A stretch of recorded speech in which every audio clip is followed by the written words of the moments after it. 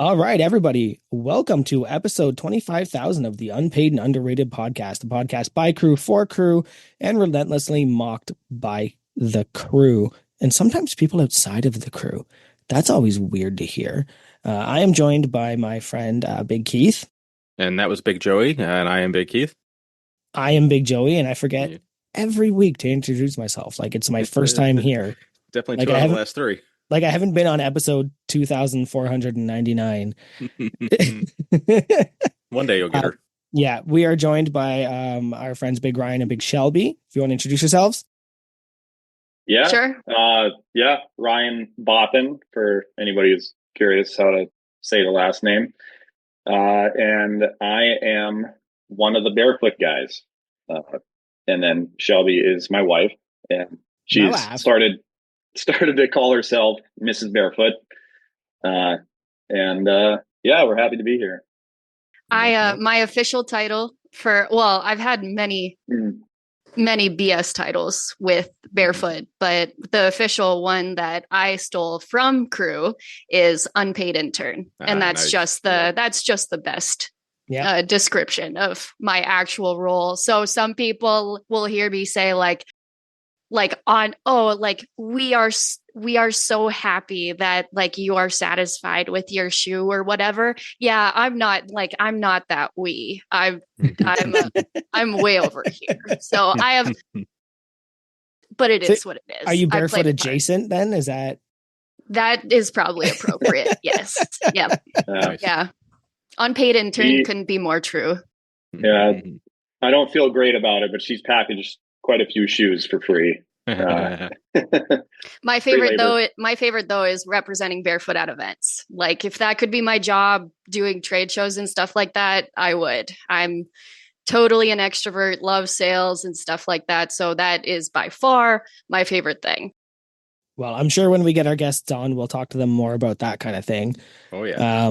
For sure. But as it stands right now, let's get into the crew portion of this. My first question is, what's everybody drinking right now? Like, what's your drink of choice?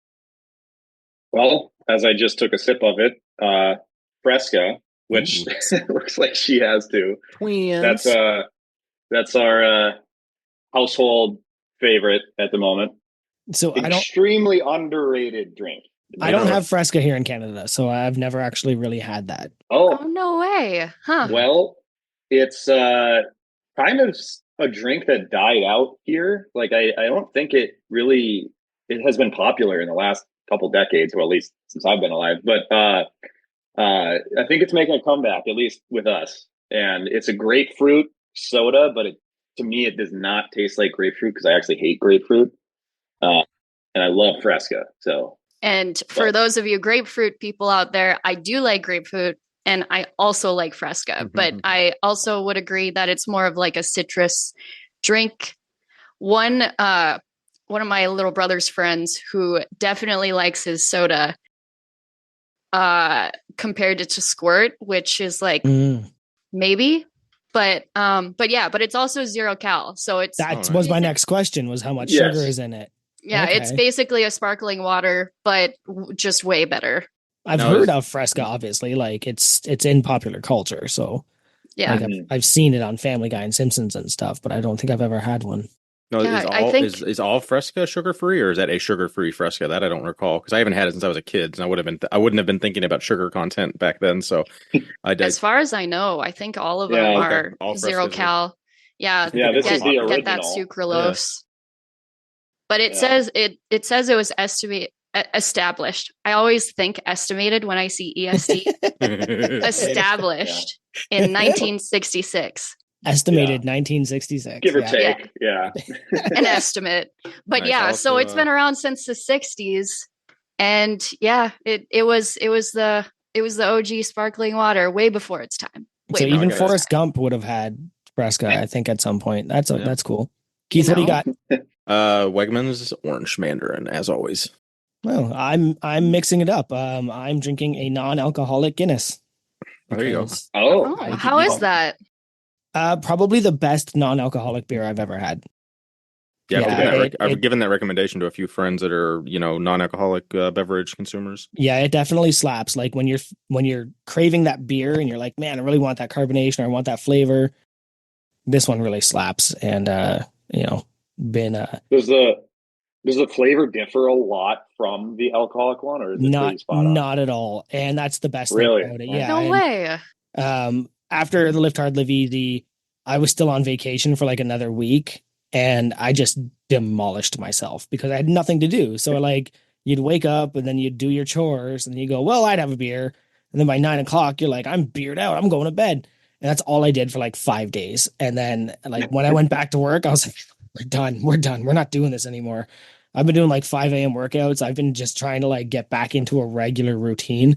So non-alcoholic beer was a good choice this time around. And yeah, if you haven't had the non-alcoholic Guinness and you're a fan of beer who just wants that flavor but not obviously the poison part of it, it's definitely a good call. 0%. Yeah, I don't work for them, I promise. What are you wearing over there this week, Shelby? I am wearing the lift, the like skull lift hard live easy one.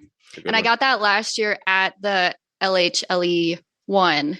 My favorite apparel, I only have two. Well, besides the meat shirts. But besides the meat shirts, I only have two Massenomics shirts. And my favorite is actually in the laundry. And it's my fault that I'm not wearing it because I do the laundry. Laundry's hard. Does other stuff. I don't know. It's not that hard, but I just put it off. But the washing and drying is easy. The folding and putting away is the blurst of times. Yeah, that's fair. That's fair. I got to where I had 2 loads of clean laundry in my laundry room, and I needed to find something specific. So I like walked them over to like my yoga mat, like stretching area in my gym, and dumped 2 hampers out. So my entire like part of my gym right now is 2 full loads of laundry just on the ground. They had to like sift through to find a certain thing for work, and I looked at it. I was like, God damn it, this is gonna take me like a half hour to put all this away. You gotta think of like some sort of a internet competition to incorporate laundry into your lifts. I actually do. What I'll do is usually get 2 hampers. I'll get one full of clean clothes and an empty one. And in between sets, like during rest periods, I will fold laundry. No way. Yeah, all the time. Like I'll just sit in my chair on the bench and just fold until I hear Chad's voice go, 30 seconds. And then it's like, okay, well, gotta go. Right. And yeah, I do that all the time. But then my poor kids' clothes are all covered in chalk and my clothes are all covered in chocolate. I didn't even think about the chalk. That's hilarious. Yeah, but I mean, at least they're folded and put away. And they look like they had a really bomb workout, like right when they put on their clothes in the morning. So it's a signal to the other dads, I always say. Yes, of course. Of course. Ryan, what are you wearing, buddy? Perk of lifting at a home gym. I have our Bearfoot long sleeve pocket shirt. It's sharp. And then I am wearing the lift shorts. Ooh, yeah, buddy. Shorts. We actually just got back from the gym, so I'm sweaty, but solid workout in, and yeah. And my North Dakota hat. Oh, nice. Nice. Similar to Shelby, I am wearing the Lift Hard Live Easy 2 shirt, which is the first time I've worn it because it finally fucking got washed. Nice. So I saw it today in the clean pile and I was just like, oh, that's the guy. I want to wear that one today. And I haven't actually worn it since the meet because it finally got washed. I did have the, I don't know if you saw the post where I had the Massenomics Lift Hard Live Easy Classic hat on with this shirt and I call it the FOMO fit. Because if you weren't there, you can't get this fit. You can never have it, never have it. That's true. Yep. Keith? I hate coffee, but this is one of the most comfortable shirts I own. So it was an easy pick tonight. It's the Cool Beans Massenomics shirt, obviously. I thought that was such a cool collab. Mm-hmm. Yeah, it was pretty sweet. I'm not a fan of coffee in general. So my buddy ended up buying it. Actually, I think it was a present for me. He kept the coffee and gave me the shirt. So it worked out good for me. Did the shirt smell like coffee when he gave it to you? I refuse to wear shirts until they're washed, so I wouldn't know, but probably.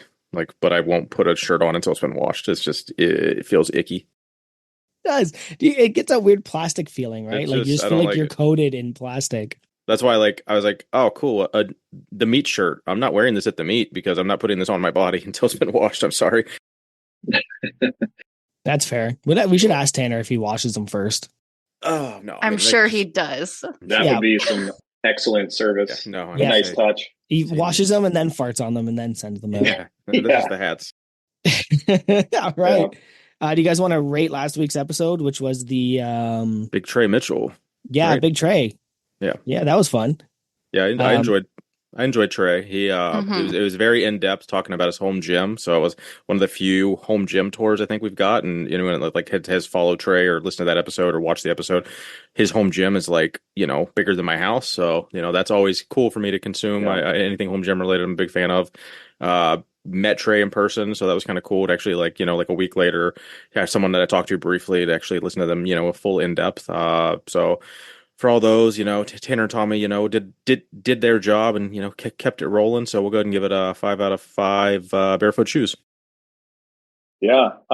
So I did listen to the episode, and Trey particularly, he's one of our athletes. And yeah, the gym setup he has now is fantastic. I don't know if you guys are aware of what he had before that, but he lifted in basically a storage building in the back of the church that he went to, or at least that's my understanding of it. And it was just full of church decorations, and then there's strongman stuff, and one of the best strongmen in the world training in there. That's awesome. Which is pretty incredible when you consider some of the equipment the other guys are training with, and how well Trey has performed. It's pretty amazing. But yeah, it was a solid conversation. I also love seeing gym equipment. So, I'd probably give it a 5 out of 5. Nice. Dig it. 5 out of 5 what? Yeah. 5 out of 5 beans. There you go. Okay. Nice. Shelby? Yeah. Well, so I love every episode, but especially when Trey is able to come on, or someone that to your point, because he's such a nice guy if you get to meet him and talk to him, and just I grew up in a small town here, and so he's just he reminds me of a big small town teddy bear, you know what I mean? So just a good guy, someone that would stop on the side of the road and help you change a tire, that kind of a guy. So love the home gym talk. We'd love to have one someday, and really like the Olympics talk. And specifically, I don't know if you've been watching the Olympics, but the US is killing it. Sorry, Joey, but Canada's doing pretty well. Yeah, no, we are smoking it as well. Yeah, we are. Yeah. Doing very well. Yeah. So, and especially in the track and field, the men's 1500, the US person comes out of the blue and ends up winning gold, and the other two guys that they had this feud, and they've been talking at each other for over a year, and then the guy from the US comes out of nowhere, and similar to the steeplechase, which I didn't even know was a thing. And I don't know if you've been watching it, but they hurdle stuff. It's 3,000 meters, which is I don't know, a lot of the time around the track. I never did track and field, so I have no idea. Nice. A lot of the track. And they, for some reason, hurdle over water. I want to know the history of this event. It's the weirdest thing. But anyway, US ended up taking silver and just totally smoking it. So yeah, but the Olympics is great, and their whole Clark Kent guy, I watched that live. That was so funny. I just happened to be at work. We have the Olympics on in the break room, and I go in there and fill up my water bottle every so often, a couple times. And the one time that I was in there, this guy, their ringer was going on, and I was like, this dude just took off his glasses, and he's basically closing his eyes while he's doing this amazing routine. Yep. And he does look like cut, but he's not like, I mean, he looked enough like a gymnast that I would be like, okay, you know. But if you saw him in like regular life, you'd be like, I don't know. He was asleep. Like he was like asleep in his desk, and he had his head back, and he was just resting. And then they called his name. It was like that scene from Basketball. It's one of my favorite scenes, right? Where like what's his face is like half asleep, drunk, and then the whistle blows, and he just wakes up and throws the ball and gets it in. And it's like that's kind of what it was, where he was just like, "Oh, my turn." Oh, and then goes and nails it. Like, yeah, it's pretty cool. So yeah, so because of all of that, long way to say 5 out of 5 Olympic gold medals. Nice. That's a good one. That's first. Yeah. So I did listen to it. I finally got a chance to catch up. Oh my God. Because I can only listen when I'm driving to work and not being at work. Like you're not listening to a podcast with kids in the car. It's just not possible. You know, Joey, I listen to podcasts while I'm lifting and while I'm doing laundry, and you do both. So. Psychopath behavior. Yeah, that's psychopath behavior. We've established that. Maybe for a warm up, but I don't know about I would lift. Definitely enjoyed Trey, and it was fun meeting Trey because the funny part was I didn't know it was him when I met him. Of course. It's awesome. Yeah. So like I saw Nate and Abby and I ran over and I was like, yay, Nate and Abby. And then this guy climbed out. And I was like, oh, hey, man, like, are you crew? And he's like, huh?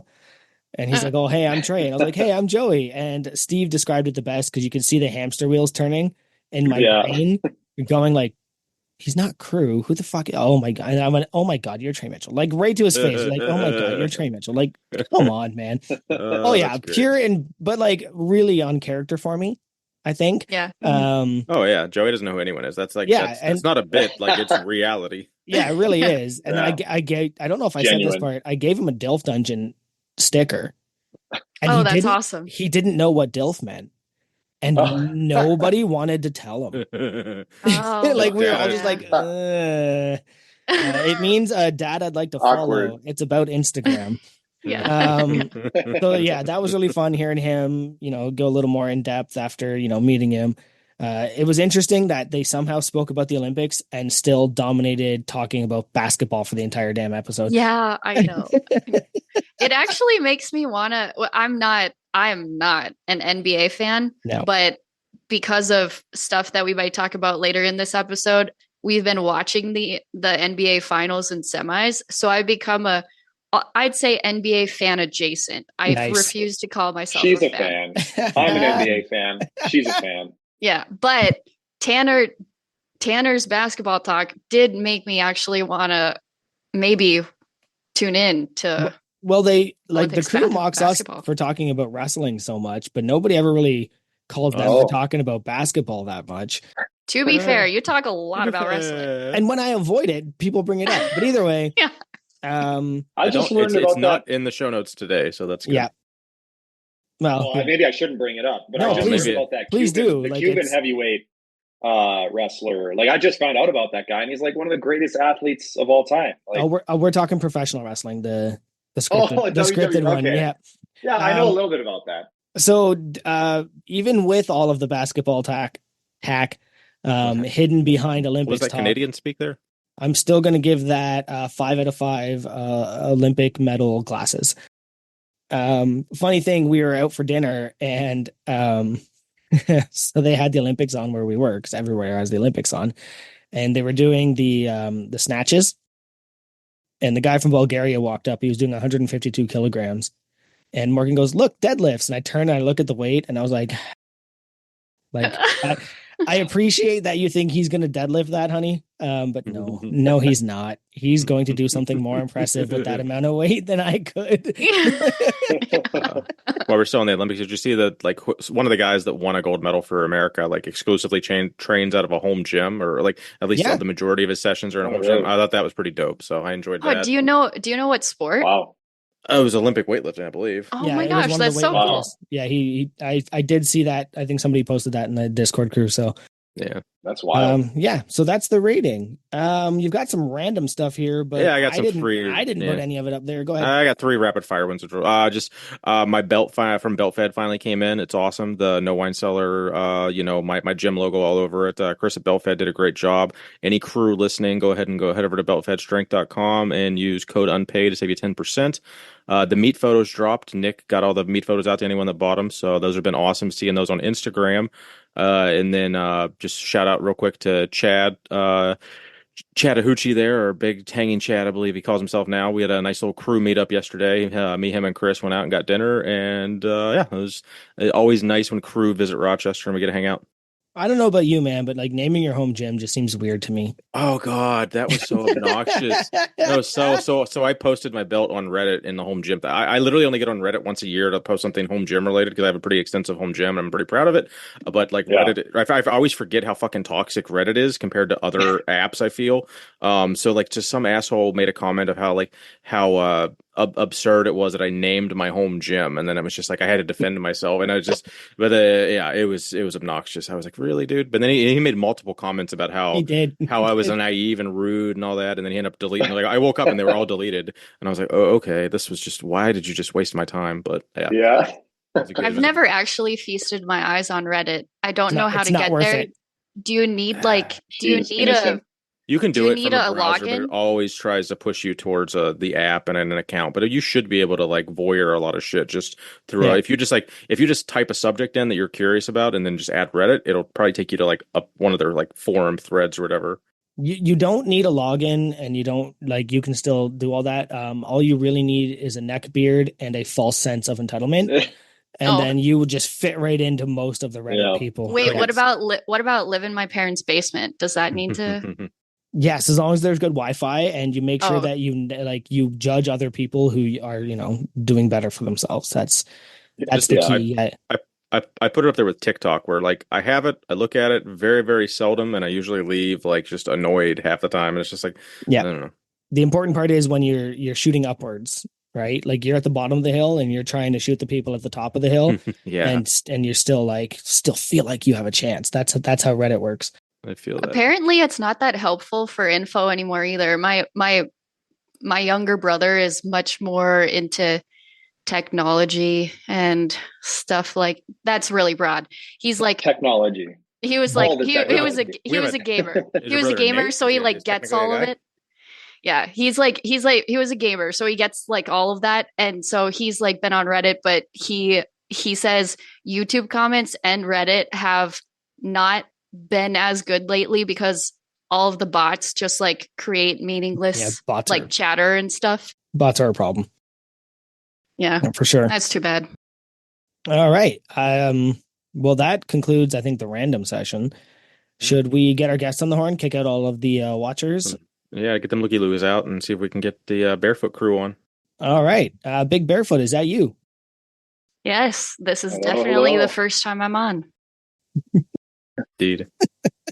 Well, welcome. You are live on Unpaid and Underrated. We're going to dive right in. We don't want to miss any gold. I know that, we've had some conversations in the past, so it's time to get back into it. My first question, of course, is usually what brought you into Massonomics? And I think, Shelby, you had a good story there for that one. Yeah. So this actually goes back to near the founding of Bearfoot.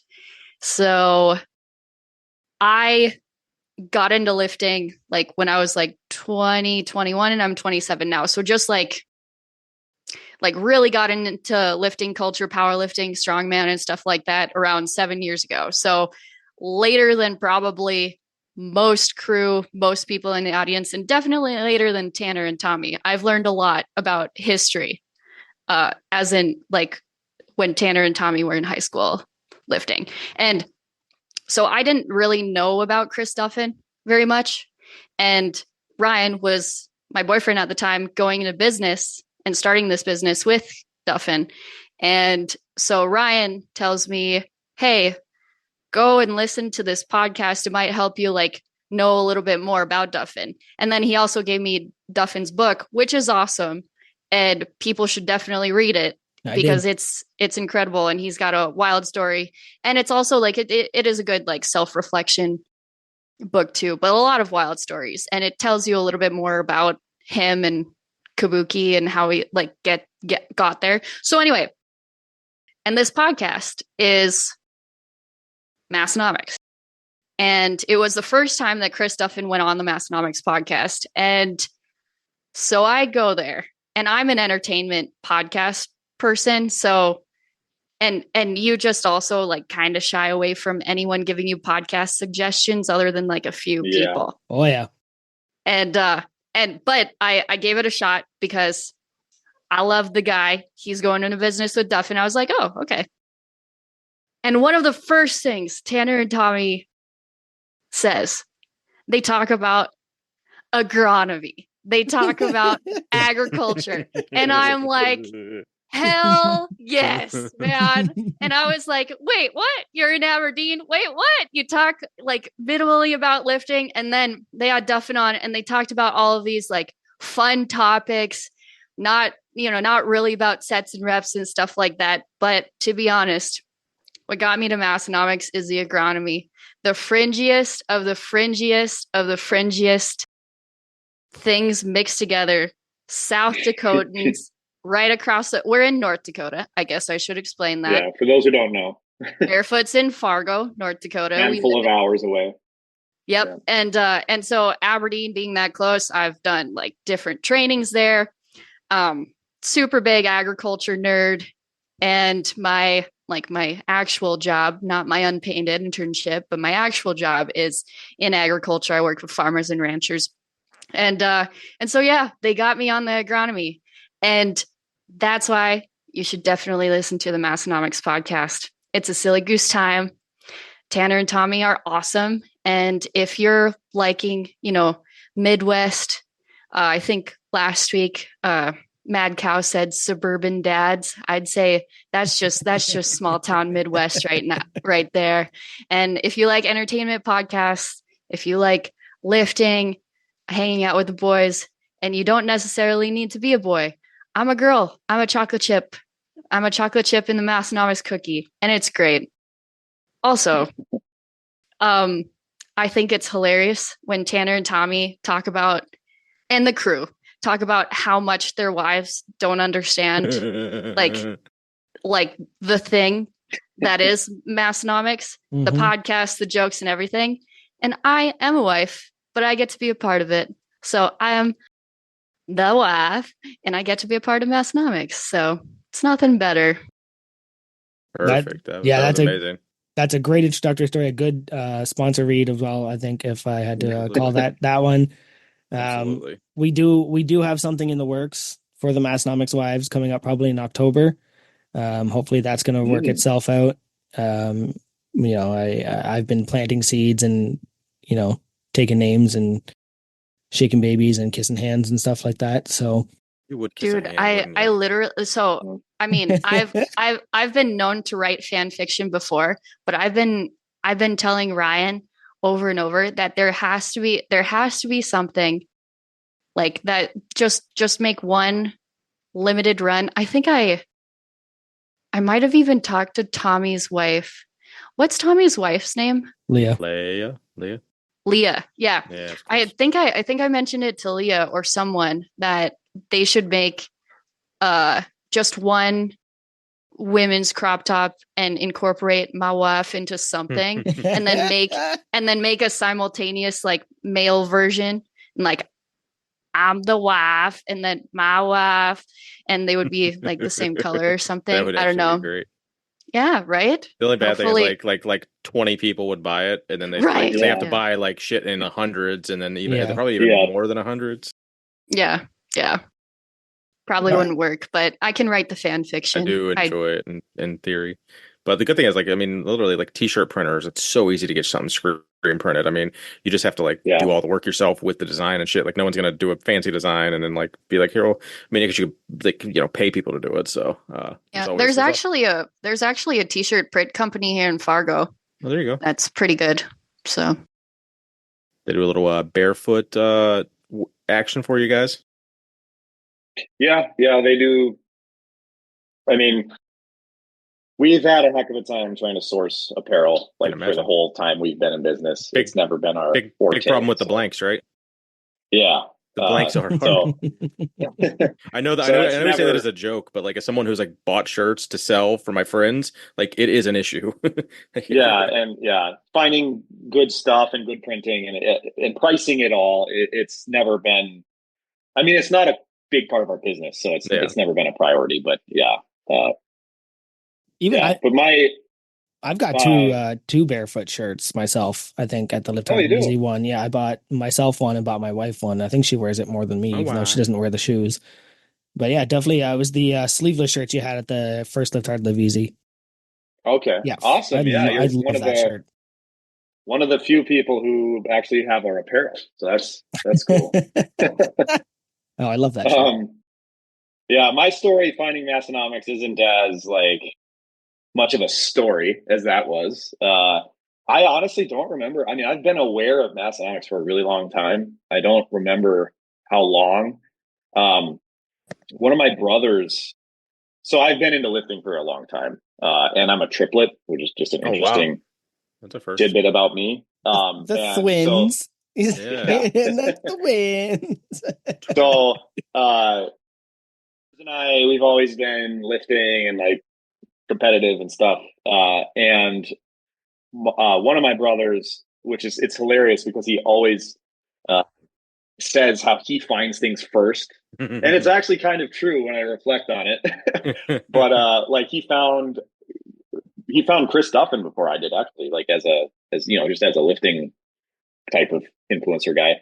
But he got the bench heavy shirt however long ago, and it was just a really cool shirt. And then I mean, I don't know when I became aware of the podcast, but it's well before her. But yeah, basically I found them through the shirts because the shirts are cool. Mm-hmm. And then, they have a podcast. So Mine was pretty similar. Like I saw a flag in the background of, I think, Jonathan Oldham's video. And then I was like, I love that. How do I get one? And then he was like, oh, it's these guys. And then I ordered the flag before even knowing who they were. That's cool. Yeah. Yeah. And we won't say which flag it was, but let's say it was the last one and you'll never get one again. Mm-hmm. And then I was just like, all right, cool. I like that. And then I think I was like going through the website. I was like, these are amazing. And then it was like Instagram. Oh, they have a podcast. I had never listened to a podcast that wasn't science related before that. Oh, really? Yeah. I only listened to 100% Invisible. And then there was another one, which was basically like kind of an offshoot of that, where they would take inanimate objects and interview them like they were people. And and like, I feel like we do that some weeks. Yeah, well, that one was a comedy podcast, but they would like include like you were interviewing a bottle of Coca-Cola, and like the bottle of Coca-Cola was like a prick, and it was like really mean and offset. But like you would also learn about the history of Coca-Cola while this, like, that was really fun for a bit. That's a brilliant podcast. Yeah, it really was. And then I was just like, well, I'm done listening to podcasts, and then Massonomics came in, and now here I am on a podcast. Yeah. So the pipeline is real. Yeah, I wasn't really into podcasts before, but I had started getting into entertainment podcasts, and then again the agronomy hooked me. But I had listened to a little bit of the last podcast on the left, which is two comedians that is a true crime podcast. I don't even know if they still are going, because that's how long ago I was listening to it, but I don't listen to it anymore. It's basically Massonomics and the U and a couple others. So who's got the time? It's good company right there. Yeah, there's too many podcasts in the world and not enough time. There are a lot. So just in case anyone's listening this far and isn't sure who you guys are, as far as where they can follow you, you want to plug where they're going to find you on Bearfoot, and either personal if you want. If you don't want them on your personal, then just don't say it. Yeah, well, I guess I'll say Bearfoot Shoes. You know, we're one of the, I'm sure most people will know this listening to this, but we're one of the sponsors of the Massonomics podcast. and that's Bear, like the animal, which, you know, need to, when you're saying it out loud, you always have to explain that. But barefoot .store and Bearfoot Shoes on Instagram. If you look up Bearfoot Shoes, you'll find us. If you look up Chris Duffin, you'll find us. Mm-hmm. So yeah, that's where you can find us. Awesome. And then I, like, if anybody wants to, some crew has followed me, but my lifting Instagram, it was originally just going to be a lifting log for myself. And then there was a couple people that I sold shoes to at the Arnold that just like asked to follow me on Instagram. And I was like, well, okay, but I don't really want you to follow my personal one. And so I ended up making it's technically still a private account, a private profile, but I'm letting people that ask follow it. So that's a Grab and Lift. It's GRABANLIFT.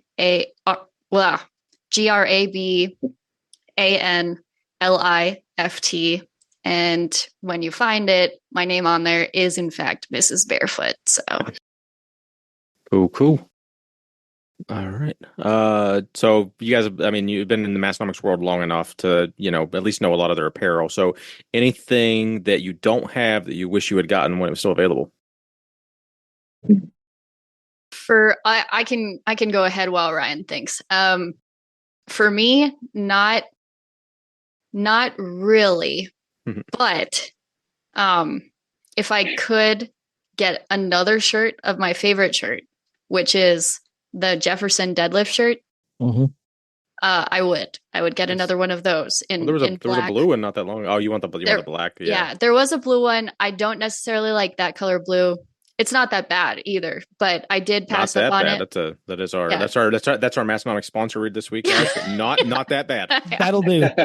Yeah, that'll do. Nice. Good enough. Yeah. So, but I was that they just happened to have like one small left, and nice. Tanner wrote like in the thing when I got the Jefferson deadlift shirt. It was my first Masconomics shirt, and I had bought like a significant amount of Masconomics stuff for Ryan, but I didn't buy anything for myself, and I thought the Jefferson deadlift was just hilarious. Nice. And but that one Tanner wrote in there that was the last one available. I snatched up the one last shirt that was there, so that's probably my favorite. But there isn't anything. I don't know if they came out with like a women's crop, I would snatch like 5 of those. Of course, yeah, and you'd want to grab as many as we could get. I'd say out of stuff that's not available, it'd be like the band shirt. Because I like that one, and obviously can't pick that one up. I would say, is the 8-bit powerlifting shirt available, or is that out? I think it is, but in limited sizes too. Like that's the issue with a lot of stuff right now. That's like they have like 7 mediums and like 1 large or something. But you know, everyone uses an XL and a 2X. Like I got super lucky the other day, and one of my friends just gave me his 2X 8-bit strongman, and I was like, this was amazing. This might have taken me 5 years to come back in stock, and you just hooked me up with a shirt I've been wanting for like the last year or so. Yeah. Because she got me one, but it was a size large, and it was like a year after I had decided officially I can't wear size large shirts anymore. And it's even worse now. So. Cut the sleeves off. Cut the sleeves off. That'll make it work. I mean, that is a way to make it work. It's a very common trend here that most of us have like 3 different sizes of Masconomics shirts in our closet, or we've given away. Like my wife inherits all my larges basically for freaking nightgowns essentially. So yeah, I mean, sometimes I tell myself, I can hang on to it if I ever do like a really deep cut, but haven't done a big cut in like 5 years. So same. I got a whole bag of smalls that I'm just like, one day. One day when I stop lifting, those will fit me again. And probably not. So I'm curious, how many pieces of Masconomics merch, like drink spotters, slides, everything included, how much do each of you have? At least 50 items, probably. Like 50 or more. minimum 50. About a year ago, awesome. I did a picture of all of them. Like I went and got all of them and put them on my bed, and that was a year ago, and it had to have been 50 plus. A lot of Yeah, a lot of money. A lot But of I think, money. but if I took away like ones I didn't repeat buy, like 20, 30, 30 Mm. probably for Oh, sure. If we take out repeat buys, because I've bought the same shirt like in large, extra large, and 2X, and some occasions over the last like 5 years as I've beefed up a little bit. So, but yeah, Well, a lot. It's yeah. definitely been an investment over the last few years. But it's brought 400 friends into my life, so that's pretty cool. Yeah. my If I had to pick something that, sorry, Joey, You're good. if I had to pick something that I do, like, I don't have that I wish I would have, it would be something like a Massonomics banner or something like that, or the varsity tee. I Yeah, think that the tee is maroon pretty varsity is cool. dope. Yeah. just Sorry, Joey. don't sleep on these shorts. These new So shorts. theirs are so Yeah. gone. Oh, I've got them. They're Oh yeah. yeah. I got two pairs. I'm doing so far still going well. I'm not too sick and he hasn't backed out. But this weekend I am doing a spot and load at a with lifting Mitch. meet with Mitch Hooper. That's gonna be dope. And Really? I'm gonna wear those shorts. Nice. Right. As Like you I'm should. Yeah. I'm gonna make sure those are on the live stream. Me and Mitch Hooper loading up deadlifts and squats and bench together. I'm gonna wear those shorts for sure. And Yeah. and of course barefoot shoes, because I actually don't wear anything else outside of the house. Make sure you share We love shit. that. Make sure you share that live stream link so the crew can boyer that if it's actually going on. If I remember. Yeah. All right. Let's talk about Shelby rating scale. That's a fun one. Because I I wanna think hear we this. all have we talk about the glaze scale all the time. Mhm. And I might have spoken about my hot sauce rating scale and how much my wife hates it. But apparently you have your own rating scale that is kind of weird. Yeah. Tell me about that. Yeah. I when the ratings started coming out for stuff like Yelp ratings and Uber ride ratings and stuff like that, I just assumed that 5 out of 5 stars, first of all, is just completely unattainable. Like, no one's going to be perfect. And 3 out of 5 stars, if you think about like when you're looking at surveys and stuff like that, 3 out of 5 is neutral. You don't like it, you don't dislike it. And then 2 out of 5 stars is dislike, and then 1 out of 5 is very much dislike, or like hate it. So I was rating everything as 3 out of 5 is 50%. Like, that's the median, that's average. 3 out of 5 is average. So I was rating Ubers, like so many Uber drivers were getting 4 out of 5 stars because they were good. They were good, but not perfect. Like 5 out of 5 stars in an Uber ride, it's like, what would that even be? Like, it would have to be a limo or something. Yeah, and you were also like actively looking for them to be like positively good, like average. Yeah. And then they had to like be such a good experience that they could move instead of most people, like if nothing bad happens, they'll give a 5-star. Yeah. And So, I had like, no you're idea just- that's a scale that everybody else used. I was like, Oh, you guys are just giving out 5 out of 5? What do you mean? Yeah. And I agree so, with Shelby. yeah. No, I How usually, it should be. unless you completely ruin my ride, I'll give you 5 because I know your job depends on it. Right. That's just how I Right. see it. Like, I didn't know that. Yeah. I didn't know that like 5 out of 5 was the standard. So like I rated some like, if 5 out of 5 is like, you don't do anything wrong, 5 out of 5. All right. I need to go back and revise some Uber rides, man, because I didn't do anything wrong. It was perfectly good. In fact, it was better than average, 4 out of 5 stars. Yep. But we should normalize 4 out of 5 star ratings, because then ratings would actually be helpful. Because if it's 5 out of 5, that just means you had a an averagely good time, and otherwise all ratings are 1 out of 5 if they're not 5 out of 5 because you pissed someone off. It's like, let's normalize 4-star ratings again. Yeah, I gave a guy a 3 because he didn't pull into my driveway and he dropped us off in the ditch. And I even said to him, I was like, buddy, I've got like a 7-car driveway. Why are you dropping me off in the ditch outside of my house? And I was like, yeah, you're getting like a 3 because nothing else was wrong. But like, figure it out, man. Like that's my hot sauce rating, and apparently also my drunk rating is on a scale of 1 to 10, but anything past 6 is lethal. Because so my wife knows if I say something is 6 out of 10, that like that's the limit. I don't want to go anymore, and that includes hot sauce drinking, anything like that. because it can always get worse. Like there's always that 7, 8, 9. Fair. Right? Yeah. Like if I'm 10 out of 10 drunk, you're in the hospital pumping my stomach. Right? Right. If it's That's 10 fair. out of 10 hot, you're calling an ambulance because my esophagus is burning. And she doesn't understand that. She hates it because like if it's 1 out of 10 hot sauce, it's got some pepper on it. 2 out of 10, all right, I noticed that's tingly. 3 out of 10, all right, I'm enjoying this. 4 out of 10, 5 out of 10, 6 out of 10 is I'm not eating another one. And then she's like, but that should be your 10. And I was like, no, because there is more. It's just stupid to go past that 6. So I think we actually align in that sense there. Well, Where according to what you just described, you completely agree with the glaze scale that like 6s are good and pod like you just described. Never. Yeah, it's over. It's over half. It's over half. Very literal. Yeah, like if I tell you I'm 7 out of 10 hot sauce, get 911 on the board. Yeah. So Like, to me, a 7 out of 10 movie is pretty damn good. That's fair. I guess I don't really rate movies like that. I just kind of go. You rate hot sauces about it, but you'll judge my fucking movie judgments. Nobody judges your movie judgments. Fuck you, you all do. Well, they used to before Nate broke the app and didn't fix it. So okay, do you have a glaze scale for I'll name 3 movies. Oh, that's a good. Yeah. One, The Princess Bride. Have you seen that movie? Oh, he's going to look it up. He's going to look it up. He doesn't remember.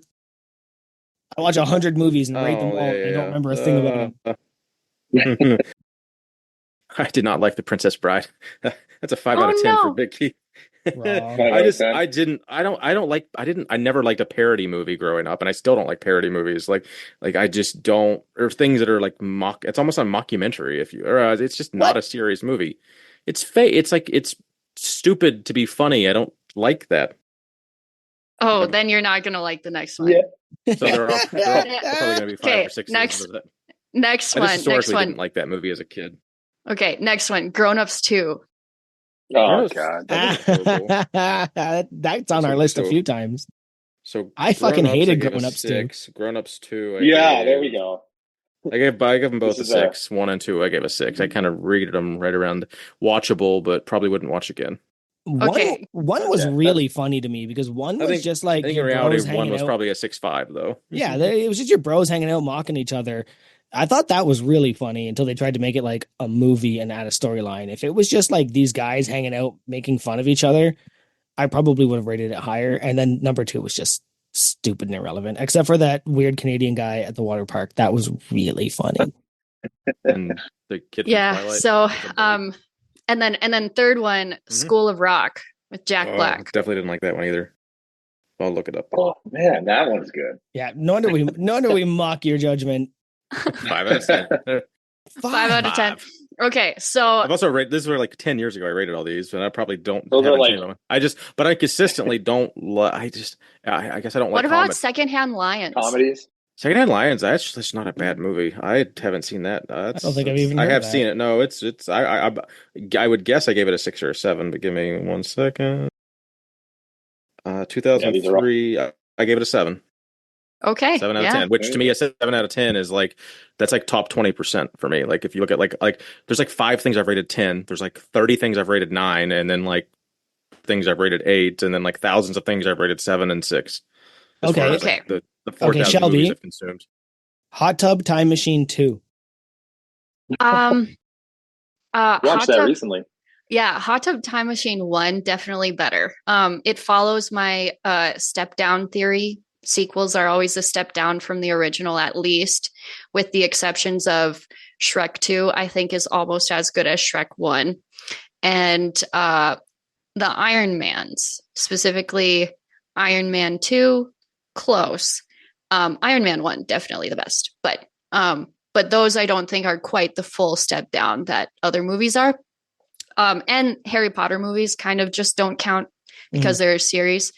There's like 10 of them. Yeah. Right. So at that point, and then maybe Tokyo Drift in the Fast and Furious movies. I do think that one is probably better than Fast and Furious 2. That's probably like The worst. Yeah, It's so different though. So it's like it's just it's a standalone movie basically. It's Yeah, not really part of the drifting action is incredible, in my humble opinion. But I also, my taste in movies, this is a point of contention between Ryan and I. Yeah. Apparently, I have really bad taste in movies.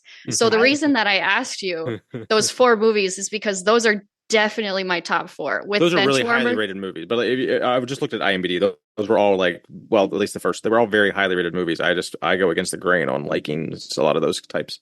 Right. Hot Tub Time Machine 2 was way better than Hot Tub Time Machine 1. I liked 1 better. I maybe I just don't like John Cusack, but just the rapid fire jokes, just everything is so silly and not part of the storyline, and it's just it's the same way I described why Letterkenny is funnier than like Friends. And it's because when you're watching the TV show Letterkenny or even Hot Tub Time Machine 2, they're making each other laugh. The jokes are about each other to each other, whereas like Friends was just a series of punchlines, right? And I think Hot Tub Time Machine 2, while still funny, Hot Tub Time Machine 2 was a series of just these guys wanted to make each other laugh, and you could see it while they're filming. And for me, that was way funnier. That's how I feel about Grown Ups 2. Like Grown Ups 2, like tickles my funny bone like nobody's business. I thought that movie was just trying too hard. I think when I watched it, I thought it was awful. I think many people would agree with you. Yeah, I just have that type of humor, I guess. You also left out Teenage Mutant Ninja Turtles 2. It was a better movie than the first one. Well, there was a million. I haven't seen million sequels that are better than the first one. No, there was 3. No, I'm talking sequels. Oh, okay. I thought you meant Ninja Turtle movies. You didn't mention a lot of like the 8, 6, 7, like 80s movies, like Godfather and Terminator and Terminator. Yeah, Terminator would be a good one. Yeah, good call. Quick callback to Tokyo Drift. So similar to what would you call? So this is something that's kind of some contention between like Midwesterns, so Tanner and Tommy, and then like a lot of people that live on the coast, I guess. So like, what do you call when you you gun your car in a circle and you're in a gravel driveway or something and you just gun it and you do a circle with your car, or if you're on the snow, what do you guys call that? Yep. I call it whipping shitties or donuts, but most of the time whipping either shitties. One of those. Okay, so they didn't common. Whipping shitties. Though. I'm pretty sure they didn't even like know the donut was a thing, if I recall. Yeah, but then they said whipping shitties completely. Like they didn't use it interchangeable. I want to say they didn't know what donuts were, but I could be mistaken. But I have never heard of a whipping a shitty until like 2 years ago when they said it on the podcast, and I'm like, what the fuck? And I was in the majority. I went into at least 50% of the people on the crew didn't know what the fuck they were talking about either. I feel so. I would just as being Dakota adjacent to them, I figured you would whipping shitties would be in the lingo. Yep. Yeah, for sure. Yeah, that's definitely common. Yeah. Okay. Yeah, we're usually going to be on par with the Massonomics lingo. Yep. We're just 3 hours north and east. So good deal. Well, I'm gonna say that like that's gonna be enough of the random. Yep. I have a few more I want to get into on the barefoot in general. But let's talk about very briefly your lifting history, because I think you guys have very different lifting histories, and in fact, most people wouldn't even know about that. You're not very active in the crew. For those of you listening as well, they have their own Discord, which of course I don't even think you guys. If I message you on Discord, you answer, but I don't think you guys are in the Barefoot Discord. So just to give you guys like some chance to talk about yourselves, sure. Ryan, talk about your without sets and reps talk, obviously. Yeah. Your lifting history and what brings you into this world, because. I'm going to do a quick Barefoot commercial here. One of my favorite things about Barefoot specifically is you're not the granola hippie bullshit that all the other Barefoot companies pretend to be.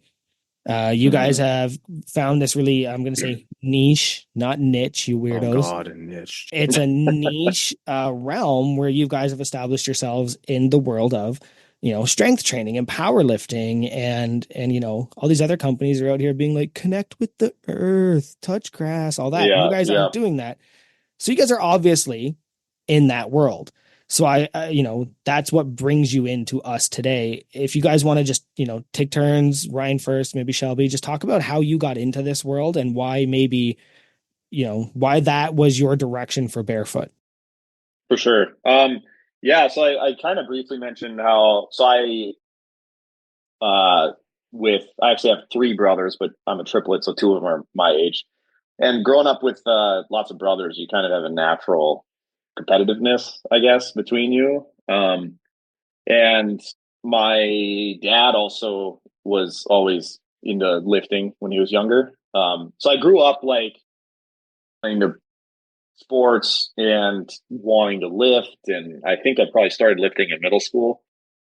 Um, but I was always naturally more like a little bigger and stronger. My brothers both got, I guess, to put it simply, more athleticism and speed than I did. My brother was a multiple time state champion hurdler in North Dakota and did D1 college track, but not me. I did not get those speed genes. But um, in college, story is you get out of high school, you're done with sports, you don't know what to do with your body, and you just most people just stop exercising altogether. And I basically turned my attention to lifting, and I think if I remember, it all started. If anyone, well, I'm sure you guys probably know who Pete Rubish is. Yep. Um, so the first time I saw a Pete Rubish deadlift video on YouTube, it was like life changing. I had never seen anybody lift weight like that, and then like the aggression that he had, and like uh, the energy and stuff. I was like, holy shit, I need that. While in a laundry room. Right, with the washer dryer in the background, like yelling at the weights, and just absolute psycho back in those days. And so then I was like, wow, I don't even know if I'd ever really thought about powerlifting before that point, even though I was into lifting. But that kind of got me hooked on like how strong people can become. It was just like fascinating. I had no idea people had ever done like an 800-pound squat. Like I didn't know that that was a thing that people had done.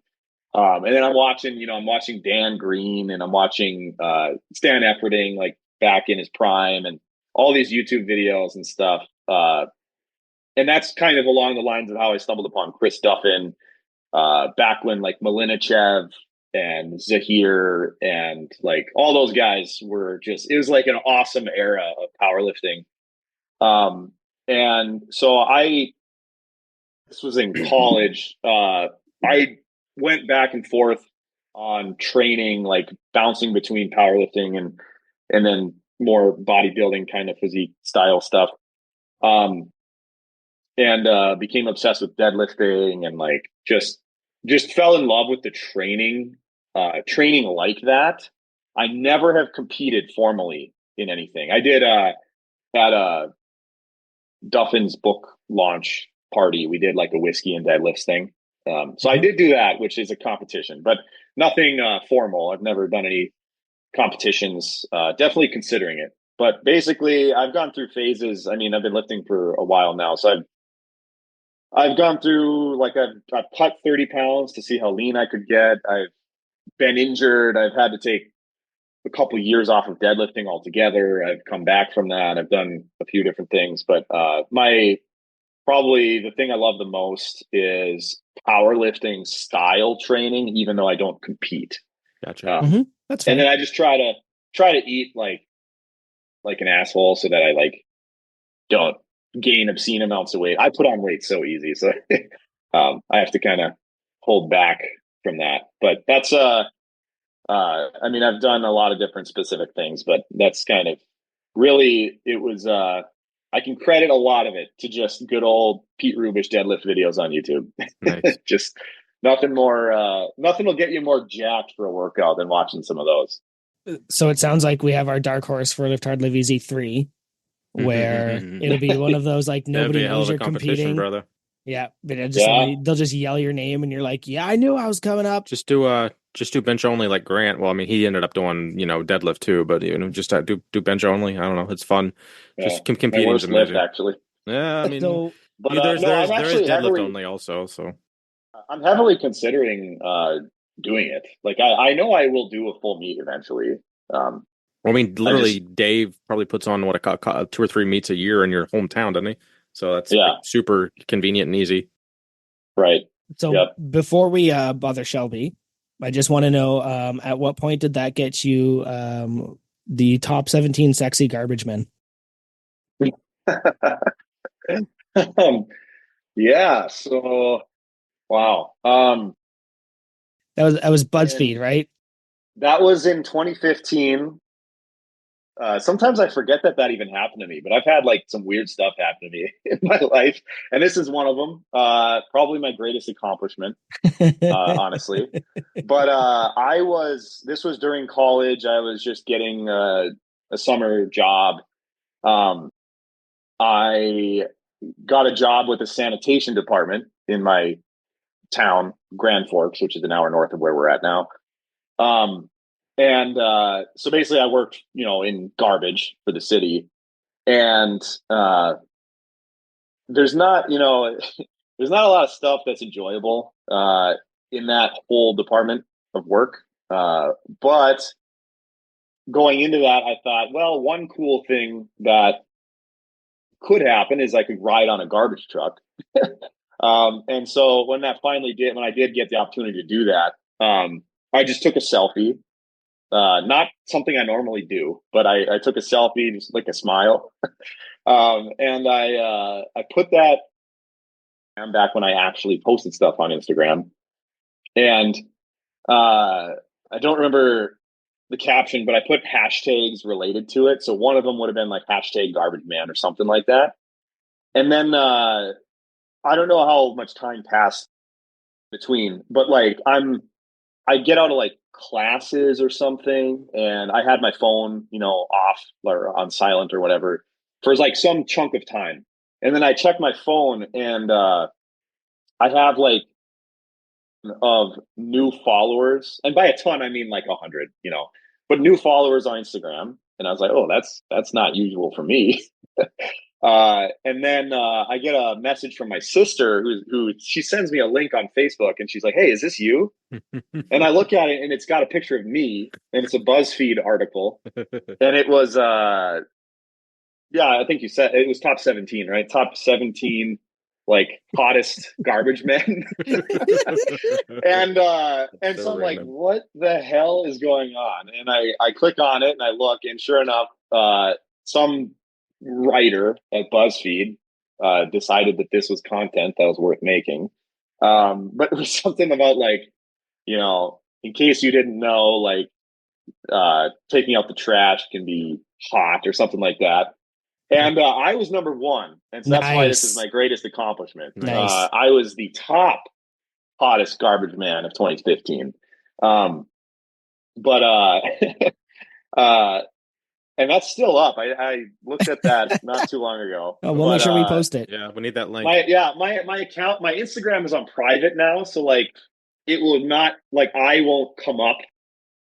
But if I take it off of private, then I immediately show up. I got like 100 random older men to follow me from that. That makes sense. Some different messages and comments that I wasn't used to at the time. But don't check your DMs for a while, I guess. Yeah.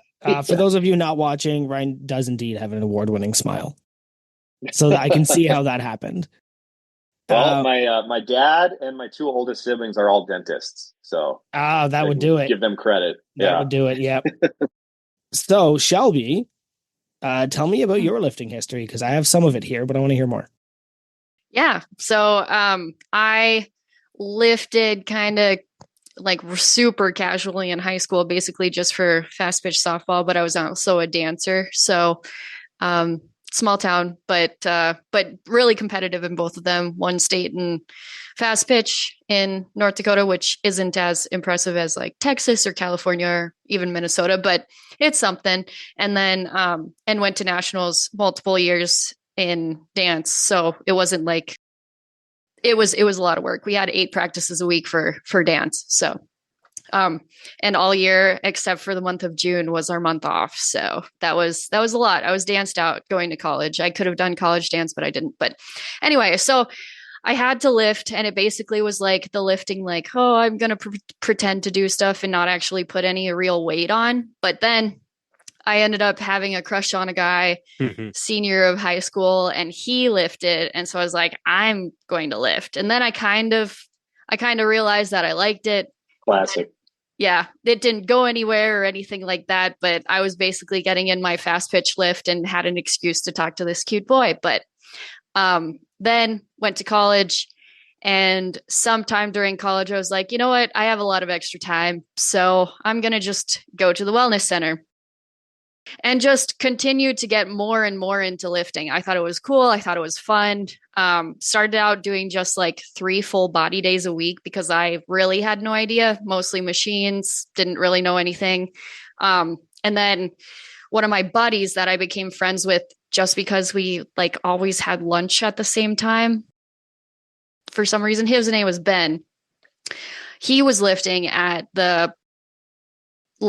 at that time, one of the hardcore powerlifting gyms in Fargo was called Metroflex. And then during the summer, when I didn't have access to the wellness, he's like, well, buddy, like come train with me. You might actually like the gym. If you're like getting into lifting at all, you might really like it.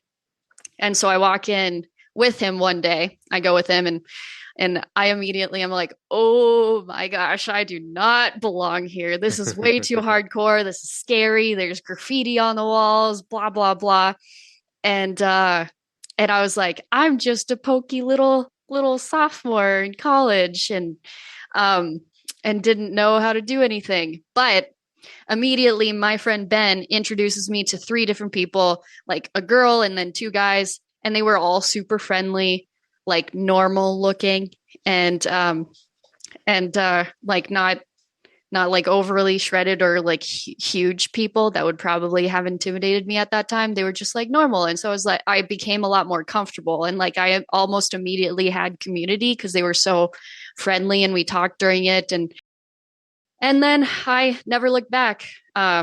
Metroflex is actually where Ryan and I met. So met my husband at the same gym that made me fall in love with lifting. So then one day I was lifting and I had finally realized, okay, I should split up muscle groups. So I was just floundering, figuring it out, not doing full body stuff anymore. And I was going much more frequently, like 5 to 7 days a week, you know, and at that time you're made out of like rubber and magic in college. So, yep. So I was going there and I was on a leg press, and then some girl comes up and her name's Kate. And Kate is like, hey, can I mix in with you? I need to use the leg press too. And I'm like, sure. And her boyfriend is like this ginormous dude. You find out later he's a bodybuilder, but he's just like this absolutely huge, like beastly man of guy, the biggest man that I had ever seen. And his name's Cody. And Kate mixed in with me and we ended up doing the same weight. And she's like, well, you want to keep lifting with me? You seem pretty strong. And I was like, sure. And I find out throughout lifting that she's actually a bodybuilder. And I'm like, what? I didn't even know that was a thing, you know, really. And she didn't look like it. She didn't look like super shreddy, muscly, like women that you would normally see on Instagram. And if she would have looked like that, I would have been really intimidated and just been like, you can have the leg press. I'll go do something else.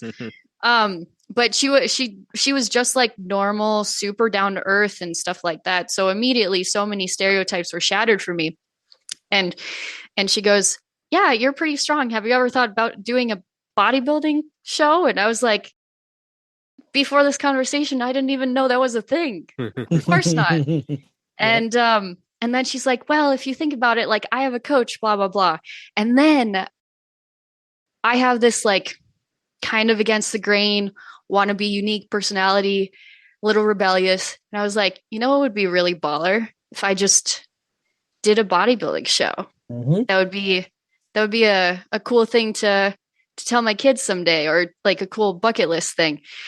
And if I would have known what it took to do bodybuilding competitions, I would have never pursued it. But I did.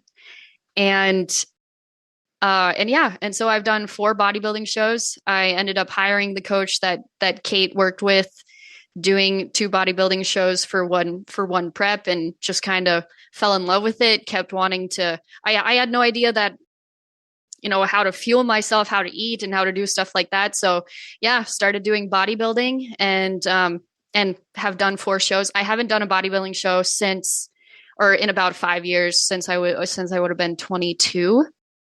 And but it was like I still like bodybuilding, but I haven't done it since then. So now my training is, and as I was getting into bodybuilding, that's when I started following bodybuilders. That's when I realized powerlifting was a thing, strongman was a thing. When I started dating Ryan, I realized how much more there was to powerlifting, bodybuilding, and I'm a happy Bearfoot customer.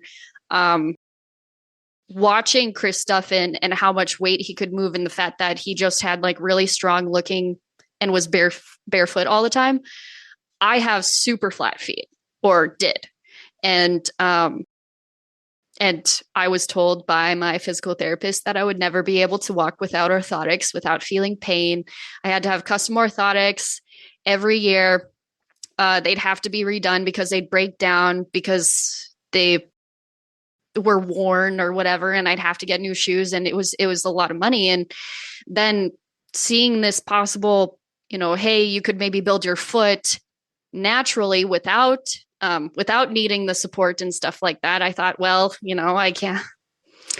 I have nothing to lose. I'm already spending hundreds of dollars a year for custom orthotics. So why not try it? And so I was super cautious with that. But then Ryan helped encourage. I pushed my agenda on her. And I started just walking around the gym in socks, not even like only on my upper body days. Yeah. Only on my upper body days. Because I was so nervous about putting weight, like in squatting with my like super weak feet. And slowly I started lifting barefoot, and then I started walking barefoot, and then barefoot came out with shoes. At that time they had just the toe socks. So once they came out with shoes, I was able to walk around. By this time I was in law school, walk around campus in barefoot shoes. And then after a year, I threw my orthotics away, threw all of my old shoes away, and I basically only wear barefoot unless I'm wearing, heels for a wedding or something like that. So, and I now have more control over my foot, have no pain, other than like soreness that you get in muscles in the rest of your body. And my feet now have an arch when they never did. And so I'm like, because of me getting into lifting and into bodybuilding, it helped me meet Ryan, who was my husband, and it helped me get my feet healthy for the first time in forever, and also my knees and hips, because that's where the pain would end up going to. And so happy customer on that side. And then now, so as I was getting more into watching Duffin, dating Ryan, I started lifting heavier weight, getting more into the technical of squat, bench, deadlift. Now I'm on the Brett Contreras program. And so I am, not to get into sets and reps, but I have 3 leg days a week, 2 upper body days. And most of it is centered around squat, bench, deadlift, chin ups, military press, and hip thrust. And so that's what I'm doing now, mostly bodybuilding focused, but definitely plenty of months that I get to test out my strength. So, yeah. Dig it. So one of the things if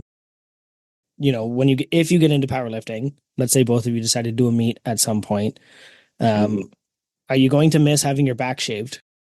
Yeah. And just fun facts. That is a question for Shelby, not Ryan, just so everyone knows. Also, fun facts has absolutely nothing to do with the story I'm about to tell, but one of my nicknames, which I think, history repeats itself. One of my nicknames in 6th grade was Shelby. Yep. And but it has absolutely nothing to do with how hairy I am. So for bodybuilding, the last week is where like all your prep comes in. And one of the things, well, like there's a lot of things that you have to do. First of all, you like the start of the week, you have to start exfoliating, but you can't really use like special soaps because the spray tan is going to be all messed up. So you use Dawn dish soap mixed with sugar, and then you wash with baking soda and Dawn dish soap mixed together later in the week. And again, if I would have known all this up front before I started bodybuilding, I would have been like, y'all, this is weird. Like, are you serious? But and then towards the end of the week, you have to shave everything. And anything that you don't shave, the multiple layers of spray tans. The first layer is like your normal glow for a prom or wedding or whatever. The second one, you look like a Cheeto. Just straight up Cheeto tan. And then the last layer is like this, like it comes off in water, and it's this layer that just makes you black. Like as close to like just super, super dark. And that layer comes off very easily. So you very, very quickly, devolve into Cheeto in the shower and stuff like that. So that last layer will catch every single hair that is on your body. And so I've had not one, not two, but 3 people in my life shave my back. And one was Ryan, and 2 were my other really good friends. So yeah, they get to, one of my bridesmaids got to share that. Or no, 4. Oh, 3 out of 7 of my bridesmaids got to share that they have indeed shaved my back. Great. So we have this game we like to play. Well, we have several games we like to play, but this is a new one we came up with not too long ago. So it's least fun, most fun. Shelby, you probably heard of it. So briefly, Ryan. So I'm going to give you a topic, and you give me kind of a brief answer, however long you want to, of the kind of the best thing about it and the worst thing about it. But least fun, most fun, and I'm going to go with setting up a booth at conventions, Live Hard, Live Easy, anywhere you've ever set up a barefoot booth. What's the least fun thing about it and the most fun thing about setting up a booth for barefoot out in the public? Yeah. It's probably no surprise that moving stuff is not fun. I don't really like any part of the process. I'm actually not as, once I get into an event, I'm good. Like I'll have a good time and I'll enjoy talking to people and everything. But ahead of events, I'm like dreading it. I'm not social enough to really want to do that. So the whole setting up isn't fun, and then the fun part is when it's done. That's my answer. All right, Shelby, what do you got for us? Least fun, most fun, setting up a booth. Yeah. Probably the least fun is the moving. We actually forgot a push cart at the Arnold, and so we had to carry everything. And nice. If anyone has been to the Arnold, they'll know that like the building is huge and the loading dock is not very close to where most booths are. And so this year that really sucked. But at the same point, and this is kind of the way Ryan and I look at like most manual labor, is like it's a workout. So we didn't get a workout in that day. So at least we get to move stuff and have like a really light, cumbersome, hot, sticky strongman workout.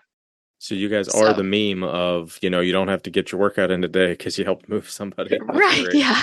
For sure. On those days, yes. Yeah. Now, we spoke about this briefly, and I want to expand on it maybe a little bit if you're comfortable. What makes a really good expo? And I know, Shelby, you gave me some insight onto this, and you don't have to name names or center anybody out. But like, what makes a really good expo for you guys?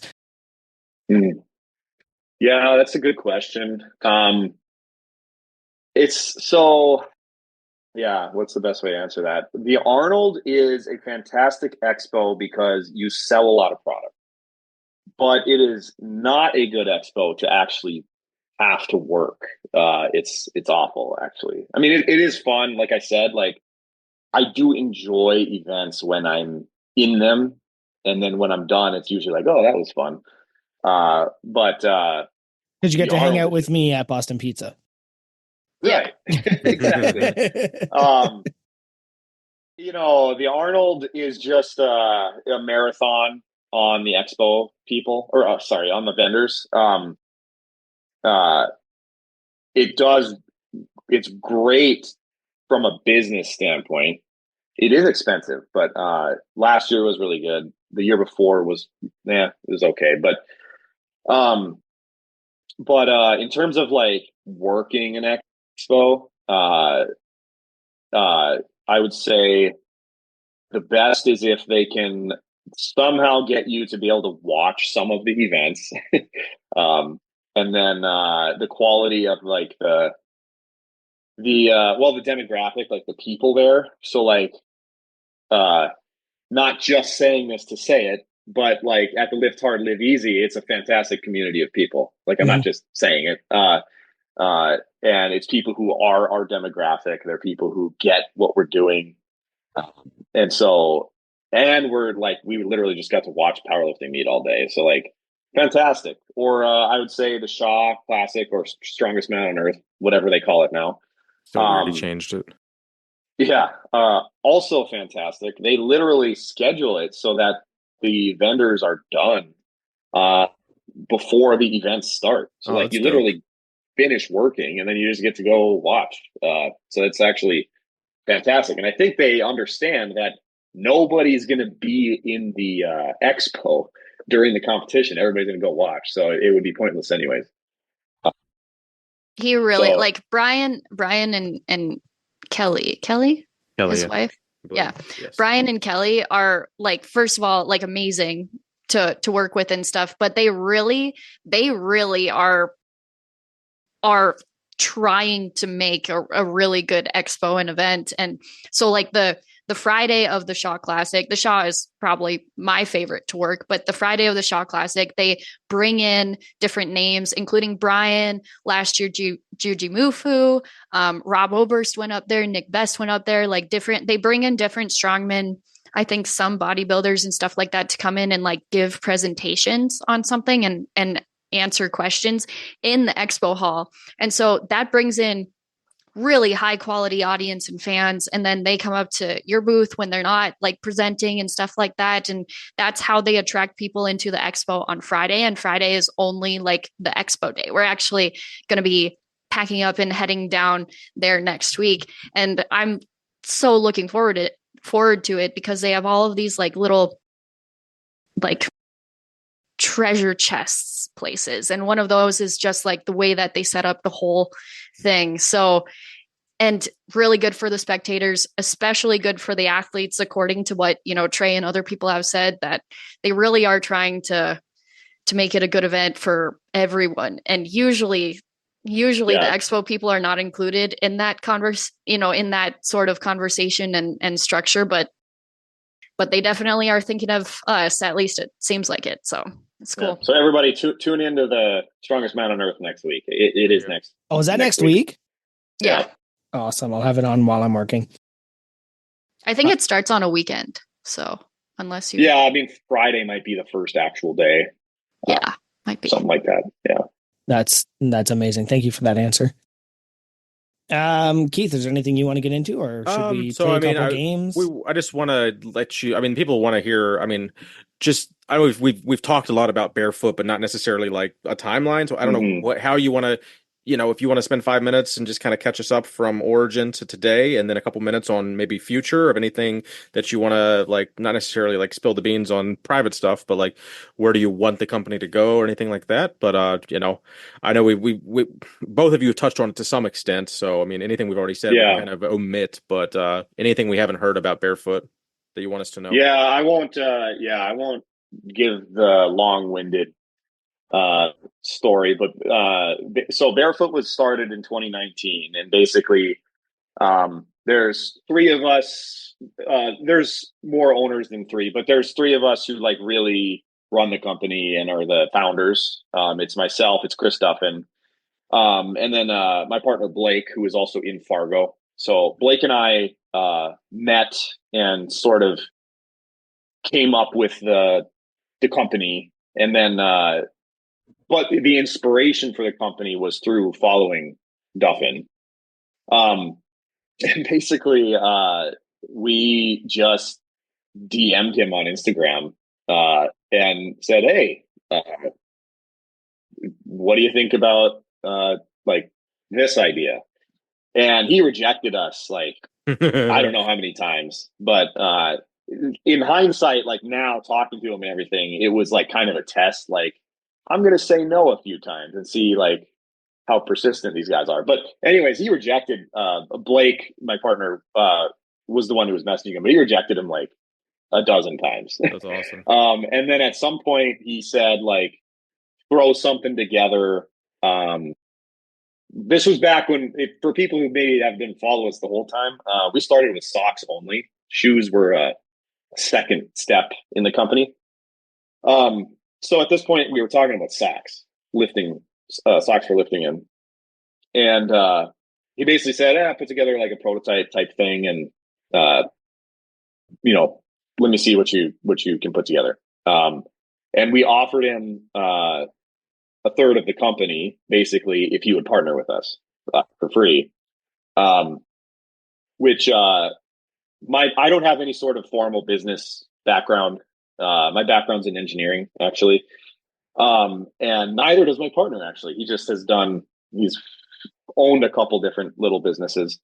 But in hindsight, this was a pretty brilliant move. Like for anybody who's trying to start a company, I would actually recommend some kind of strategy like this because if you think about it, he had nothing to lose. He didn't invest anything, and maybe you could say his reputation, but we gained the traction and the marketing and the following and just the support of this guy who had this presence in the market we were trying to be in. And just like kind of a win-win scenario. So just a little tidbit for like a little strategy to start a company in a kind of a way that lets you skip a few steps for anybody who's interested in doing that. But we flew to Portland, which is where Duffin is. People don't know that. Still did not know if this was real or fake, actually. Blake's wife, like the night before we were supposed to meet him, was just like, you guys are getting catfish. Like this isn't the real Duffin. It's such a supportive wife. What the fuck? Yeah, right. And like all we had were direct messages on Instagram with him. So it's like, yeah, we don't really know what's gonna happen. But we met with him and we lifted at the Kabuki Strength Lab at that time. Also, don't forget to mention that he literally had you, two strangers, literally had you stay at his house. Oh, that's cool. And hang out with his kids. Yeah, he seems like the type. Yeah. A lot about Duffin as a person. Yeah. And it probably says something about how Blake and I appear on the internet. But he must have looked at us on Facebook and thought, these guys aren't threatening. Okay, I'll let them sleep in my house, which was great because we didn't have to get like hotels or anything. And met with him. Basically, everything went well. Got him to sign papers, and that was the founding of the company. And then almost immediately, our direction moved into shoes because that's far more important and bigger, and you can accomplish a lot more in that market. Because our mission was, we wanted to longer, but two is the entire health aspect, the foot health aspect of it. And you already touched on this, but like we knew that companies in what's called the minimalist footwear market, maybe not everybody knows that term. The other companies are going after hippie runners. And there's nothing wrong with hippie runners. Not at all. But like people who don't run and people who aren't hippies also need to have healthy feet. So anyways, we got R&D stuff started on the shoes, and we came out with a shoe probably a year after maybe we started. And then there's a whole lot to the story between then and now, like basically 2020 to now. We've been through quite a bit.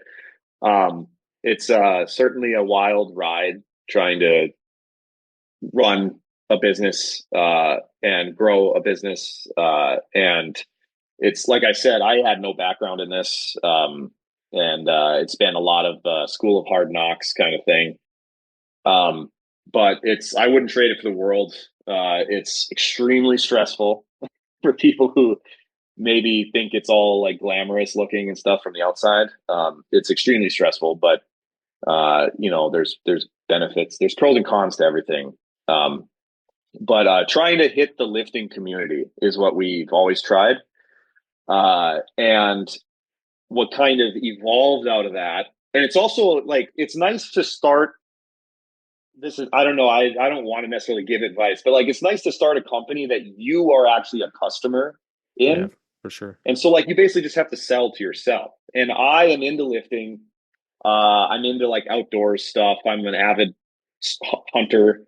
And I like to hike and, all that stuff. And so we've made the company going into more of the blue collar, like people who lift weights, don't necessarily run, although, people do run in our shoes actually. Mm-hmm. And people who like to do work, and you're just like your common person, and maybe isn't so flashy like a lot of the other bright colored shoes. And so that's kind of where the direction to get boots comes from.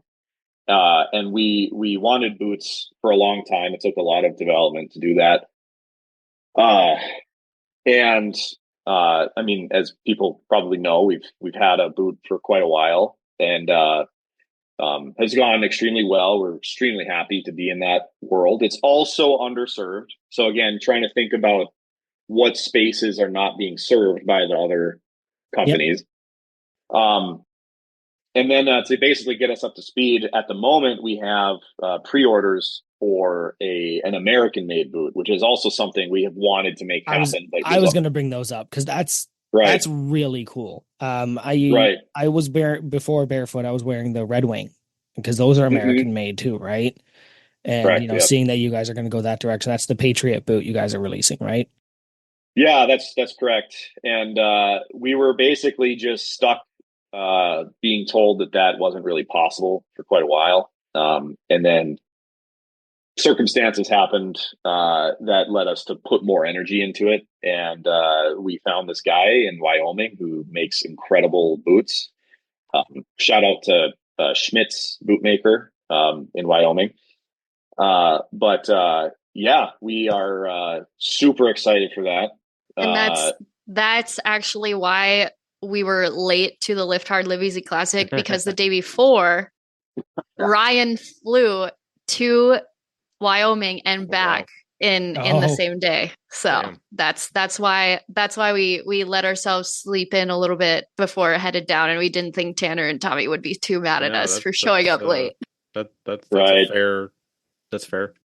Yeah, we had to shake some hands. We like to do things maybe in a more old-fashioned way. Like, we just wanted to actually meet him, absolutely, shake his hand, spend some time talking to him and stuff in person. So it had to be done. I don't necessarily like flying that much, but that was a long day. So there's maybe two things I want to add just from a personal perspective. Those damn socks. I have always hated the toe socks, the toe shoes. And at the first Arnold, and maybe I think I've mentioned this story before, but it's always worth telling with you guys here. Shelby was one of the first people outside of Massonomics to make me feel important. So I go over to the Arnold thing, and I had a Massonomics shirt or hat on, and Shelby goes, "Oh, are you into Massonomics?" And I showed her my tattoo, and she knew my name just from my tattoo. And I did. You're the guy. Yeah, I felt like a celebrity at the Arnold for a few minutes there. Like, that was incredible. But then she says, "Have you tried these socks?" And she gives me your socks, which are the black ones with the rubber soles, right? And I was like, sure, I'll try these. And in my head, I was just like, I'm not gonna like these. And the first time I put them on and I squatted in them, I promise you, I cursed Shelby. I was like, now I love these. And now I've got to put these on for every lift. I got to sit there and stick my fingers in between my toes and make these comfortable and make these work. But I think I wore them actually at your gym, Keith. Oh yeah.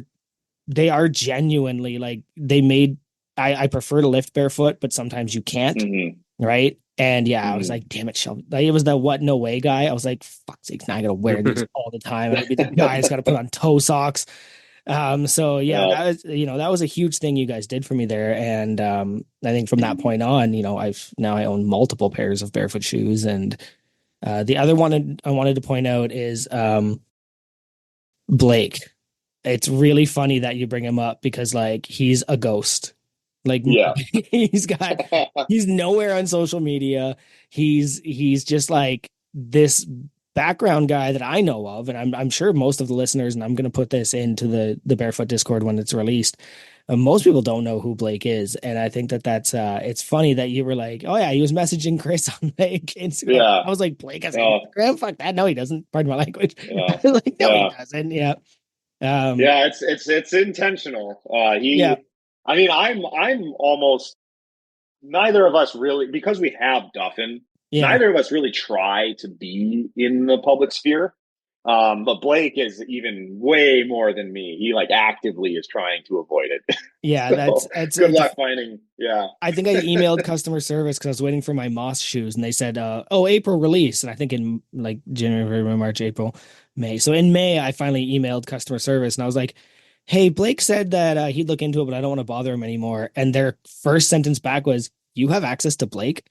And I think that's a very good sign of like, like just, I was like, you don't? Like, I thought that was pretty funny. Who are you? Yeah. As you were saying, he was like, oh, I just mentioned we flew out. It's like, nobody's ever met Blake. He doesn't really exist. Is there anything that you would want to do with Barefoot? You don't have to give us any like insight on your plans or anything, but like, is there like a future direction where you're like, this is the ultimate where I think if I got there, that's where I want to be? Yeah, absolutely. So one, which I think will make quite a few people happy, is we are 100% on board trying to make a steel toe boot happen. Yeah. We are completely committed into making that happen. It's just it's a more involved project. It's a lot more technical, and there's the standards you have to meet and all that stuff. But just, that I can say it will happen. It's a matter of timing and basically just making it happen. So that is like out of all of the goals we have in terms of like, products and stuff like that. That's at the top. And we get, I mean, every single day we're getting messaged by somebody. I see it all the time too. Yeah.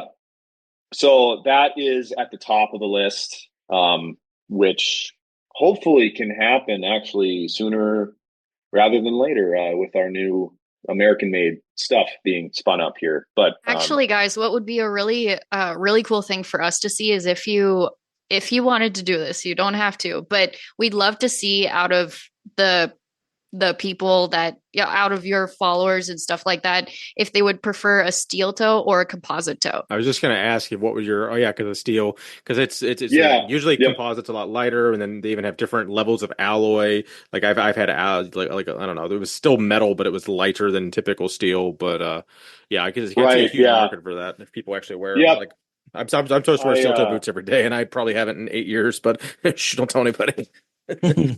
Right. So I say steel toe, but I specifically just mean a protective toe. I gotcha. Or industrial.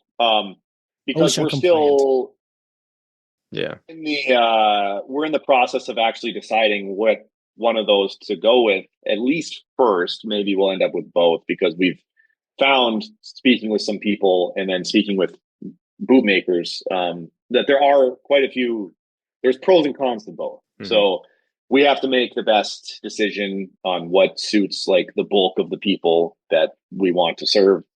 But it is helpful to get more opinions on that. So I think that's what Shelby was trying to point out.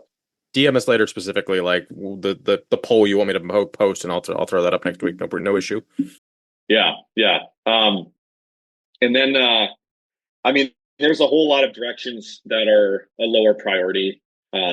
than that one, because that one will kind of round off the kind of like what I said about like kind of blue collar work / outdoors / that section of the business is what would kind of be more complete with that.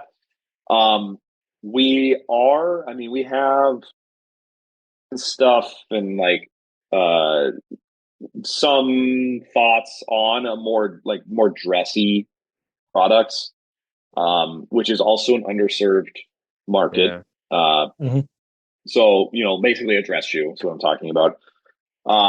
But that is definitely a lower priority. So there's not really much I can say on that. But that's a direction we would like.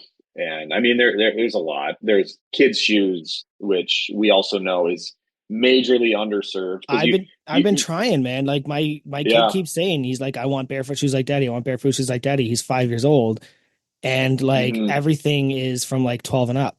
Like you can't get these kids' shoes. But the problem is, of course, buying a 5-year-old shoes, I'm not going to spend $150 because he's going to outgrow them in a year. Right. Yeah, exactly. So that's kind of, I can see how that would be a barrier into that. Right. And if you just think about, barrier. If you think about just kind of like the way this like move, if you want to call it a movement, it seems kind of cringy to me, but like the way that it works is like you are convinced of some of the philosophy and the concepts of what we're promoting. And that's, the promoting the foot strength and health from like a functional physical therapy training standpoint, with the wide toe box, the flat, all the stuff.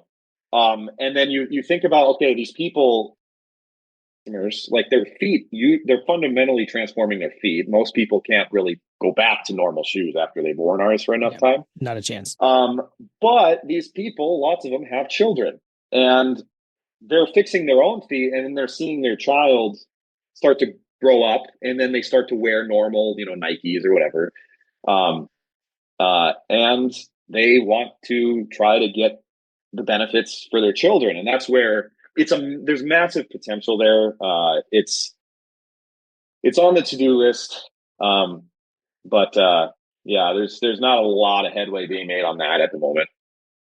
But I'd say those are kind of the big kind of directional areas that we would like to go into, as well as just kind of expanding on what we're currently doing. So, we've been, like, people have been noticing, we've been trying to ramp up like more colorways and stuff like that.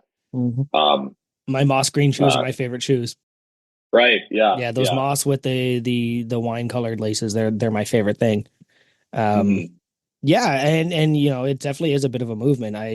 I started going to this place in town here that's like a bit of an arcade, and a bar and a restaurant, because we can bring the kids and we can go and enjoy time while they go play games. And their owner, I just happened to notice, is a big, gigantic dude. Like, he's jacked. So I just started talking to him, and he actually goes, "Oh, are you a Barefoot guy?" And I was like, "Aha." And I showed him my shoes. He's like, "Oh, I know those guys. Like, all the way up here in Canada. Like, they knew your brand and everything like that. Like, you guys definitely, did something there." So yeah, Canada is definitely, well, obviously, because you guys are right north of us, but like they're number one out of the international customers. And then surprisingly, Australia is actually pretty high up there. That doesn't shock me. I think, and that makes sense. And we have the man of mystery, Tom Haviland, as kind of like, I was going to ask about that. That's funny. That was on my list of things to ask. Like, tell me more about this man. Yeah. Well, I mean, he is a mystery. So even us, it's very little what we know like, does about he, the guy. like, when he calls you guys, like, does he have like something over his face? Like, is he? So never done a phone call. Entirely email correspondence. And just kind of knowing, as you work with somebody, you kind of get a feel for a little bit of who they are, their personality. We don't want to like push any sort of, anything. We don't want to like reveal anything about him that he doesn't want. Like, just like, so we just basically once, and he just kind of was like, "Yeah, I'd like to work with you." And we're like, "Wow, Tom Haviland, like the most mysterious, legendary guy on the internet." Yeah.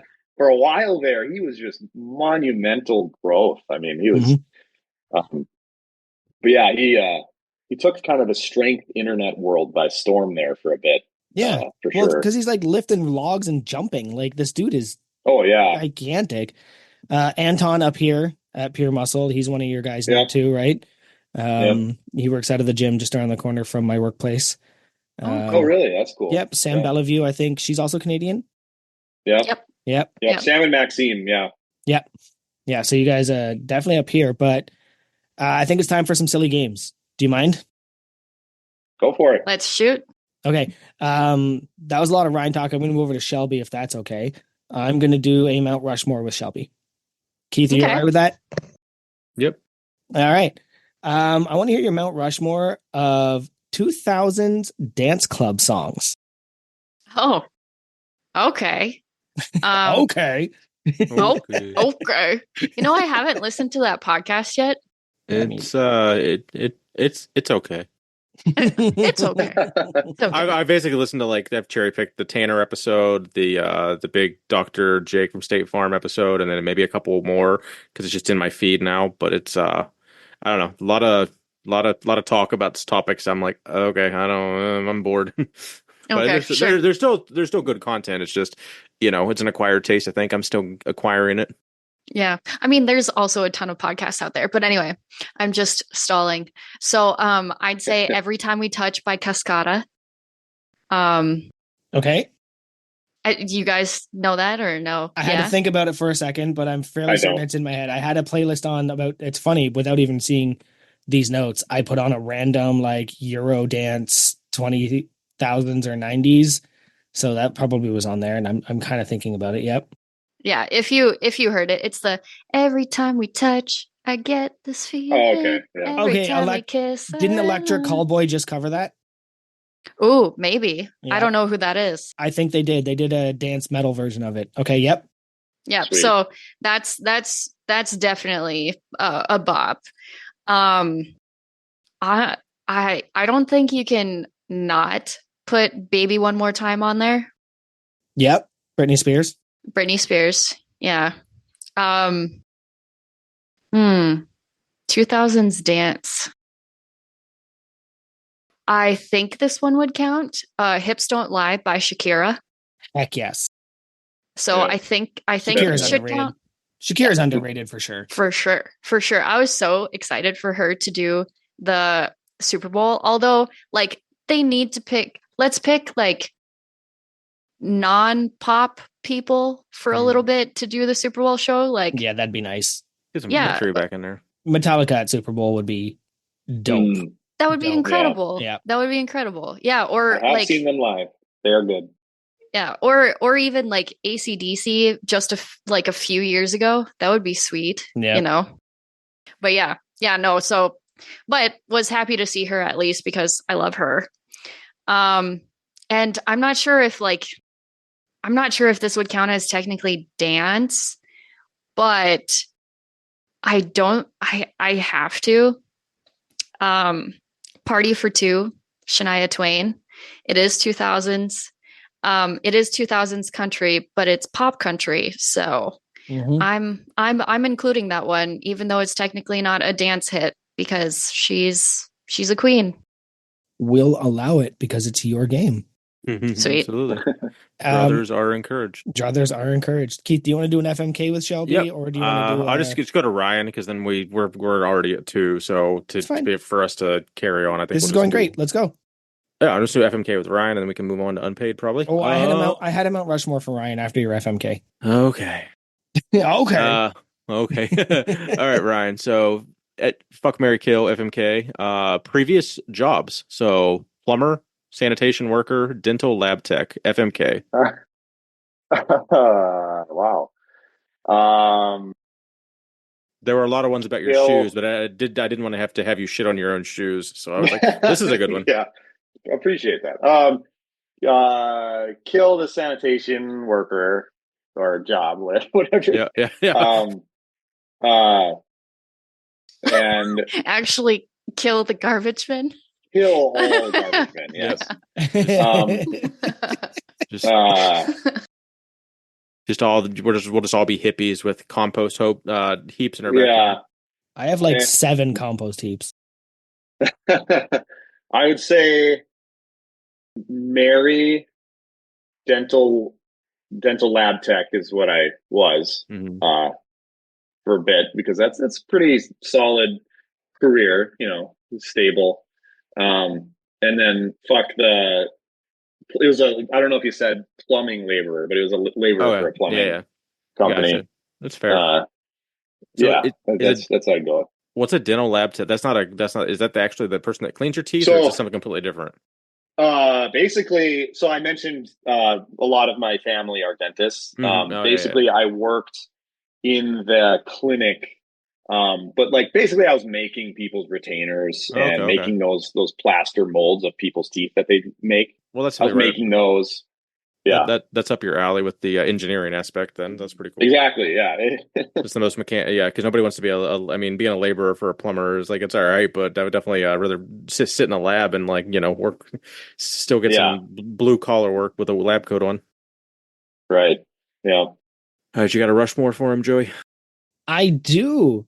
I want your Mount Rushmore of DC superheroes.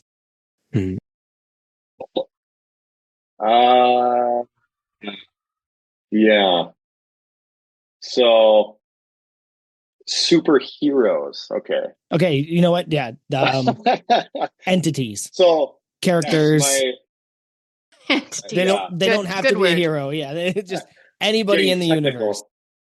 So I'm probably sort of like stereotypical, but then non-stereotypical. So like, it's hard not to, just Superman and Batman. Like, you can't not put them on there.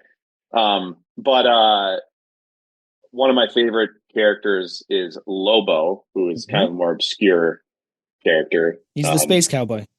Yes. And he borders between villain and hero, kind of an anti-hero type. Kind of a DC Deadpool-ish type of thing, as far as like his tone. But I actually named my dog Lobo, and did not know that Lobo means wolf in Spanish until after I had named him that. And then people were like, "Oh, you named him Wolf." And I'm like, "Sure, yes. I sure did." So yeah, Lobo is on there, even though he's like extremely unknown and obscure, but it's my Mount Rushmore. Now I'm trying to think of another more obscure one. I really like Dr. Fate. Really? So yeah. So I'll throw him on there. But like, if I was going to take the question like technically seriously, then I'd probably put in most of the main Justice League people. But you're still welcome to do that. Yeah. Well, I mean, also, despite recent movies and things, I'm a fan of the Flash. So of course. Yeah. One more? Oh, well. Is it Lobo? Lobo. Oh, you said Batman. Okay, that must have been when your microphone cut out. I introduce Big Joey, aka Big Math over here. Big Math. Well, no, I just didn't hear Batman. I know his microphone must have cut out. Right. Yeah, no, that's fair. Who's your favorite? Who's your favorite Batman, movie wise? I mean, I like. Well, it's definitely in between The Dark Knight and The Dark Knight Rises. I might say that The Dark Knight was a better movie, but like I just loved Bane. Me too. So like I've said before, my inner monologue is Bane's voice. Yeah. Like when I think to myself, it's in Tom Hardy as Bane's voice. Yes. So that's probably my favorite, even though I would maybe concede, like if somebody was trying to say that The Dark Knight was just a better like movie. So you would say Christian Bale standpoint. So Christian Bale is your favorite Batman? Yes. I mean, I like some of the old ones, but Christian Bale, I can't get over how good the Christopher Nolan trilogy is. Like, it's too good. So Batfleck's mine. I think Batfleck was a really good representation of Batman, even more comic accurate. Yeah, even though, well, not in Batman versus Superman. He wasn't a comedian in that one. Then they ruined him in the Justice League. But I do really enjoy his representation because it was very close to the Dark Knight Returns. Yeah, which is an amazing story. Yeah. Keith, do you have anything you want to do? Yeah, well, for even Stevensness, I did find an FMK for Shelby. That it might have actually been under Ryan's, but I'm going to run it with Shelby because I think it's actually very intriguing. So FMK. So these are three things that you never have to do again is essentially the topic, or the way it was submitted. So FMK, never have to clean again, never have to sleep again, never have to cook again. So you're eliminating either cleaning, sleeping, or cooking from your life in FMK. Ooh, yeah. Okay. Cleaning, cooking, or sleeping.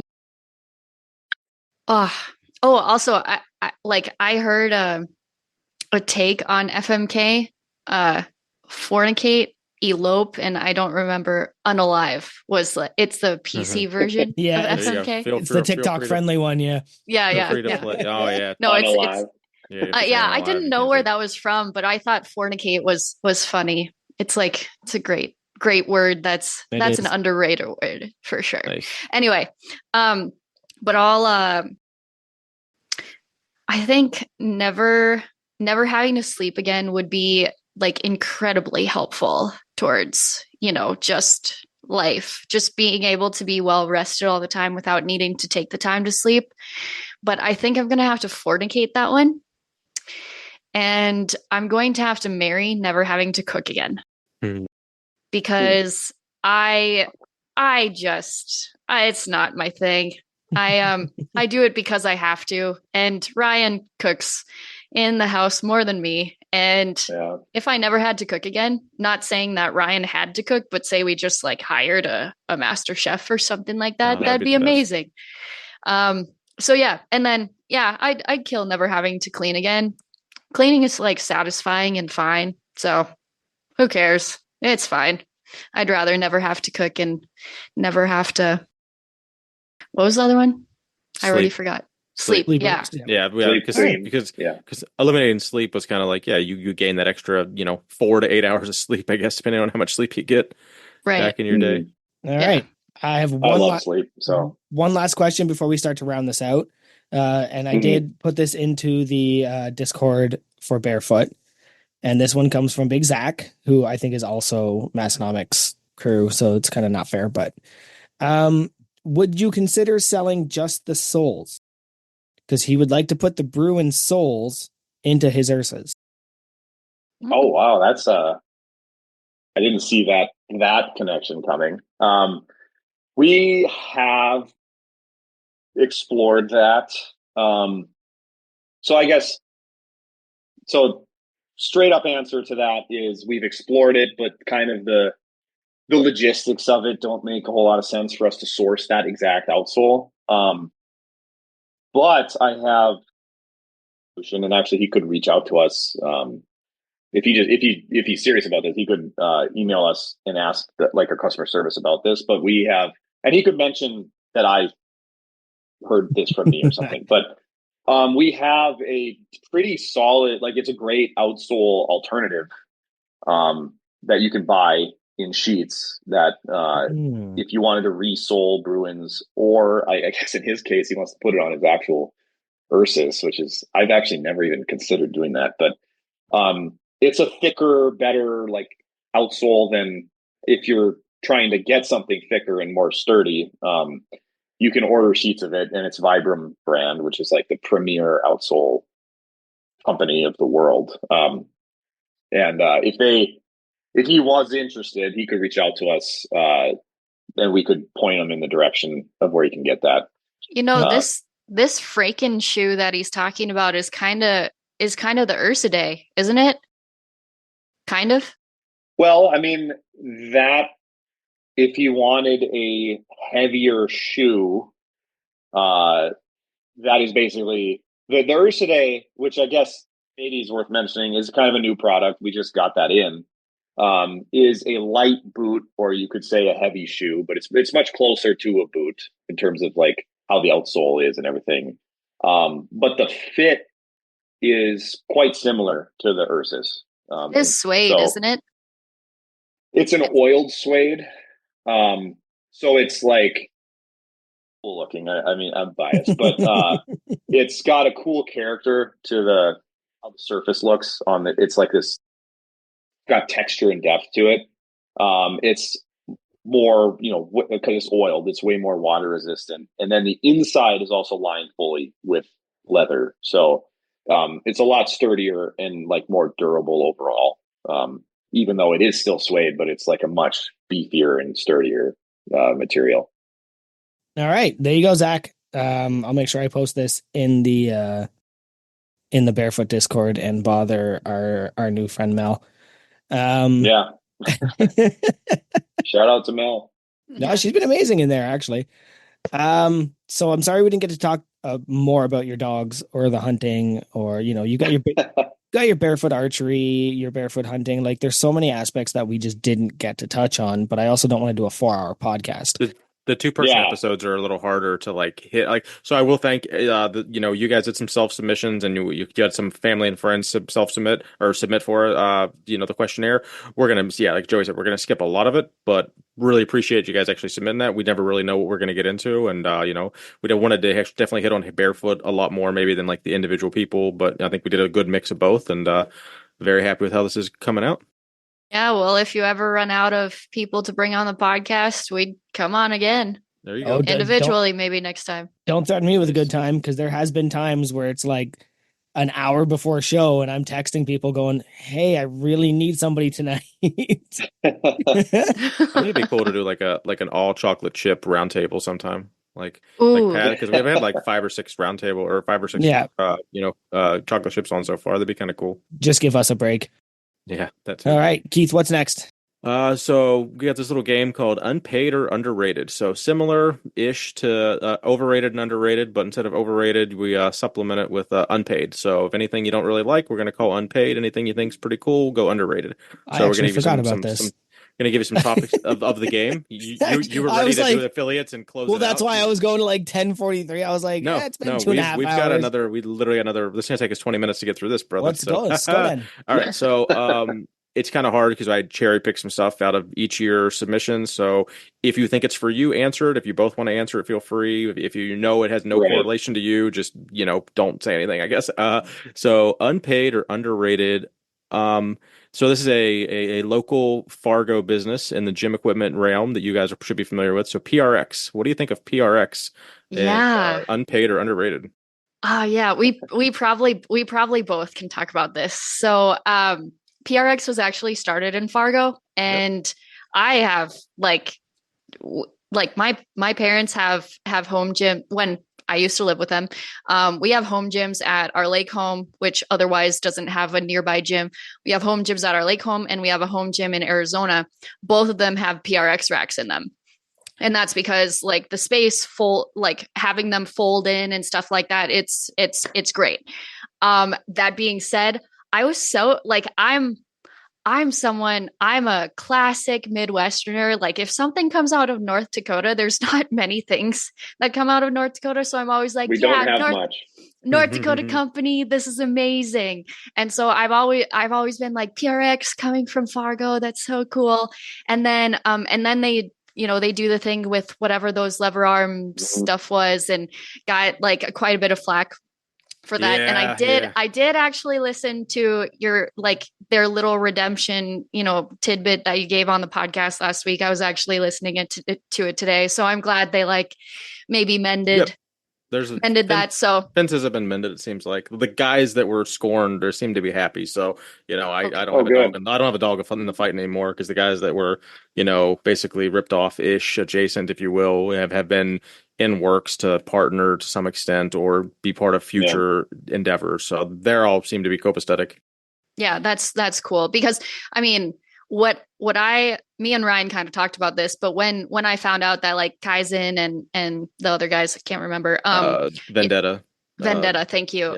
When they were like, maybe being ripped off and stuff like that, I was like, what probably actually happened was, the people that started PRX has a pulse on the home gym market and stuff like that, and the culture and blah blah blah. But whatever other investors that they got during COVID that made them explode was like, well, we don't care about that, and then it somehow got out of control, out of hand, and then it sounds like they're mending it now. So maybe that's actually the case. I know nothing about it, but one of my bridesmaids, I had two maids of honor, co-maids of honor. One of them actually works for PRX in the like sensory occupational therapy department of it, which they have like PRX that's like home gym and stuff like that. And then they have PRX that's for like people with disabilities and like rehab and stuff like that. That's cool as hell. I heard all about that. Like no one even knew about that until they did a big interview on Garage Gym Radio, and one of the guys actually like went on like a fight. Like they basically like they didn't even want to talk about it. Like the guys on the podcast wanted them to talk about it to like push your like you have like this is something you're not like telling people. This is actually really dope that you have this that is actually dope, and it makes perfect sense. People with with ailment disabilities. That makes a perfect sense. That's actually really cool. Yeah, and she actually has like a dream job where she's someone that like was a little bit heavier in high school and then lost a whole bunch of weight through CrossFit. And CrossFit does a lot of stuff with adaptive athletes and stuff like that. And then she figured out that she wanted to go to occupational therapy school, and her like capstone project thing was working with CrossFit and PRX to like start to design some things for like an occupational therapist lens of coaching mental disabilities as well as the physical disabilities that CrossFit is already kind of doing. And then she ended up getting hired there. So she's a licensed occupational therapist working on figuring out equipment for sensory disabilities and stuff like that. So it's super cool. So nice. I'd say with all of that, with them being a North Dakota company, with them mending the whole like stuff going on with Kaizen and Vendetta, I'd say overall underrated. Good deal. Long answer. Yeah. Hey, others are welcome. Good discussion though. Perfect. Let's go with unpaid or underrated blue jeans. Ooh, that's mine. So unpaid. I hate jeans so much. If I could not wear jeans for the rest of my life, I would be a very happy camper. I think all jeans are so uncomfortable, and I feel so bad for men. Like, you guys just like don't really have other options besides jeans, so you don't know any different. Like, jeans are so uncomfortable compared to leggings. I wear shorts and kilts, and then in the winter I will wear track pants or joggers or whatever we call them. I call jeans hard pants. It's what I have to wear when I go to work. I have to wear my hard pants. You can get them with enough spandex and stuff that they kind of just like, they don't feel like jeans, but then you chub rub right through those. And well, the only exception I would say is Born Primitive. Primitive shorts. And the only reason I figured out that Born Primitive even had like these super soft, jeans and stuff like that was from the lift shorts. Yeah. So Massonomics is what got me to like the only pair of jean shorts that I actually like. And so Born Primitive has girl jean shorts too that are extremely comfortable. And Ryan has a ton of the Massonomics lift shorts and stuff like that. But yeah, overall, very unpaid.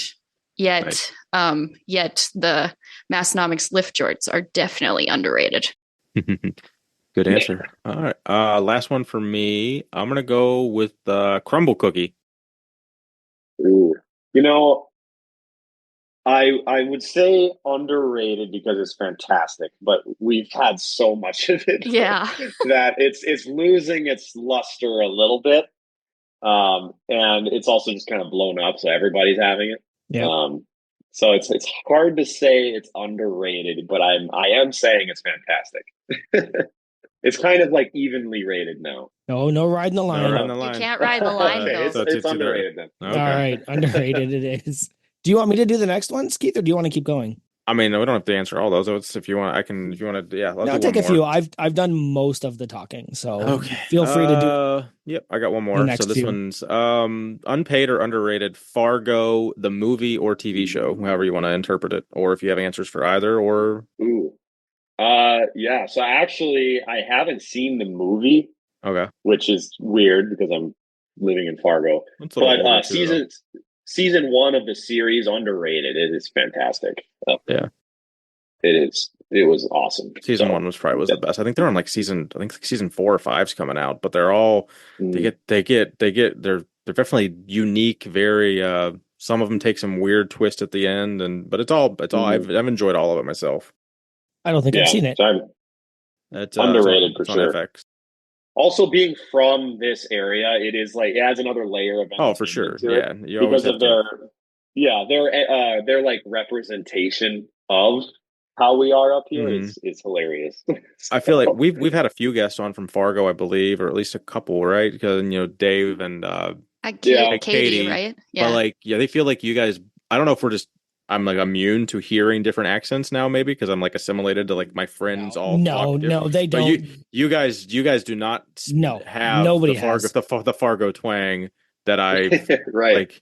I think There's some of it here. Katie had a pretty but deep Fargo twang out of the four, the Fargo and Fargoians. I feel like that accent is more in Minnesota and especially the Yooper, like the Yoopers in Michigan. I feel like that's where the like, oh, don't you know? Yeah, like you betcha. Like we don't really have that. Or Okay. at least and it's actually a little closer to a Canadian accent. Right. Also like that. I think I think that's one of the very things Canadian. The first time I heard it, I was like, no, that's like Northern Ontario, that kind of that area, like Letterkenny and stuff like that. Sudbury is where that is. At Listowel is where I would hear more of that than I would anywhere else. And it's every time I hear people talk about the Fargo accent, I was like, no, that's a Canadian accent. Right. Pretty much. Yeah. And I mean, I say oofta like every single day, but it's not too. like oofta. It's ufta. So ufta. I've never heard that Nobody phrase in my life. Yeah. Oh, oofta is just like something, I don't know. Gotcha. Something bad happened or it's something's really heavy. Ufta. Gotcha. It's oofta. What are you saying right now? You've never said ufta. Look at this turmoil. Life. I say ufta. I love it. You have never. Okay, whatever. Only on the Unpaid and Underrated podcast. I'll do one more because it's I'm not sure how you can not like these. I guess unpaid or underrated calendars. Oh God, I hate calendars. That's what I hear. What's that? I want to hear a why. No. They literally keep the world running on them. time. Well, they just exist. Like I barely look at them. Yeah, I hear you. I am just so bad at dates and like locking things into scheduling and so when I start to see my calendar fill up, which it seems to always do, it's almost like claustrophobia. It's a leash. Yeah. It's like claustrophobia of my time. I see it. Yep. Okay. I got you. It's where I actually think gives me anxiety to put stuff on my calendar. Yeah, where I actually think it like gives you more freedom to have stuff on the calendar because then you can work around that stuff and then you know that stuff is coming. So I've said multiple times that like I'm just gonna gaslight him into saying that like I've told him all of these things like, hey Ryan, in a month we got a wedding, and just like, but I don't actually tell him. I just tell him like the day before we need to leave for the wedding and say, I've told you like 10 times. You knew about this. Oh no, that's not fair. You can't do that. How many times did I have to tell you? I'm with Ryan on this one because it's like even today, I was like, okay, so I have a call in the morning, and then I have the podcast, and I have to work tomorrow, then I have the meet on Saturday, then I have to work again, and then like it just all starts to meld into just like responsibilities where all I want to do is lift and drink and spend time in the backyard. Like that's all I want to do. And that becomes, a leash. That was a very good example there, Keith. Yeah. I mean, I understand. I get that. I hate that there's shit on my calendar, but I also like, I don't want to be surprised. My work calendar is 2 months out, like with projects already scheduled, more or less. We're 4 to 8 weeks out at any given time. So, getting my personal shit on the calendar to take time off is very important. So I don't know, just me being efficient with my calendar and always being 3 months ahead almost is the only way I get to do what I want to do. I don't know. I'm just OCD in nature, so calendars and schedules and spreadsheets, it's all kind of correlates the same thing. I'm a planner too. Indeed. Yeah, it definitely should be a useful tool. But I honestly, I think part of it is that Bearfoot has ruined me for that, because things can be so volatile sometimes. And it is just, I've almost given up on some. Obviously we still plan things, but I've given up on some of that, because it's like I can't predict what's going to happen most of the time. I imagine Duffin doesn't make a lot of pre-scheduled phone calls. Does he miss a lot of phone calls? Yeah, he's a wild card for sure. Yeah, it's fair. Whether he's going to be in a meeting or not is a 50-50 chance. And then he's always like tinkering, like fixing his truck or something like that on hilarious. Phone calls. He's very much like, basically he does his best thinking when he's working with his hands. And the thing of choice for Chris Duffin working with his hands is working on his trucks. Mm-hmm. And so you'll just hear like a pile of bolts being like, like chains and bolts and like sockets and stuff just being handled in the middle of a meeting. And it's like, put it on mute, man. Come on. Did he ever sell the Apocalypse vehicle? Because I know he has like a big extended cab truck. Before that, it was like the Apocalypse vehicle, basically. Yeah, so the War Pig, or the War Rig, yeah. So the War Rig, he's still working on. He still has that. Okay. The Dodge pickup that he outfitted with like the squat rack and stuff on the flatbed, that he sold with I don't even know what size tires that thing had. I have ridden in that, and it was ridiculous. But, yeah. I can see Chris not following like speed limits and like road sign, like that's a stop sign, I'm just gonna go right through it. I could see him just not. Yeah. Well, it's also Portland, and it's hilarious to drive through Portland with like a monster truck. It's quite an experience. A bunch of electric vehicles, and then Chris Duffin. Yeah. I think I'm only going to do one just for the sake of time. So unpaid or underrated, the alternative benefits of Vassal Blitz. So that's a harken back to when Chris was on the Massonomics podcast. Right. Yeah. Right. So, I'd say both of us would say underrated, coming from a happily married couple. Not to get too graphic, I guess. Yeah. Yeah. All right. Is it Vaso or Vaso? That's what I want to know. Vaso. No. We've always said Vaso Blitz. I think it's Vaso. Really? I say Vaso Blitz. Do you say Vaso? So if somebody said like the system through which your blood travels through your body, what would you call that? The vascular system. The vascular system. The vascular system. Sure. You don't say the vascular system. But I would call it vasodilation. Oh, I wouldn't. I'd say vasodilation. That's interesting. Okay. Yeah. I don't know. Yeah. And you say all kind of things weird. He does. I had to explain it to my coworker today. Yep. Yeah. Tomato, vaso. It's I mean, I've been on Vaso Blitz for a really long time, so I don't even know what it's like to be off of it anymore. But it's awesome stuff. Yeah. All right. Well, that rounds out unpaid and underrated, which moves us into the last section, which is whatever you guys have for us. Yeah. So, me and Ryan came up with a couple of things.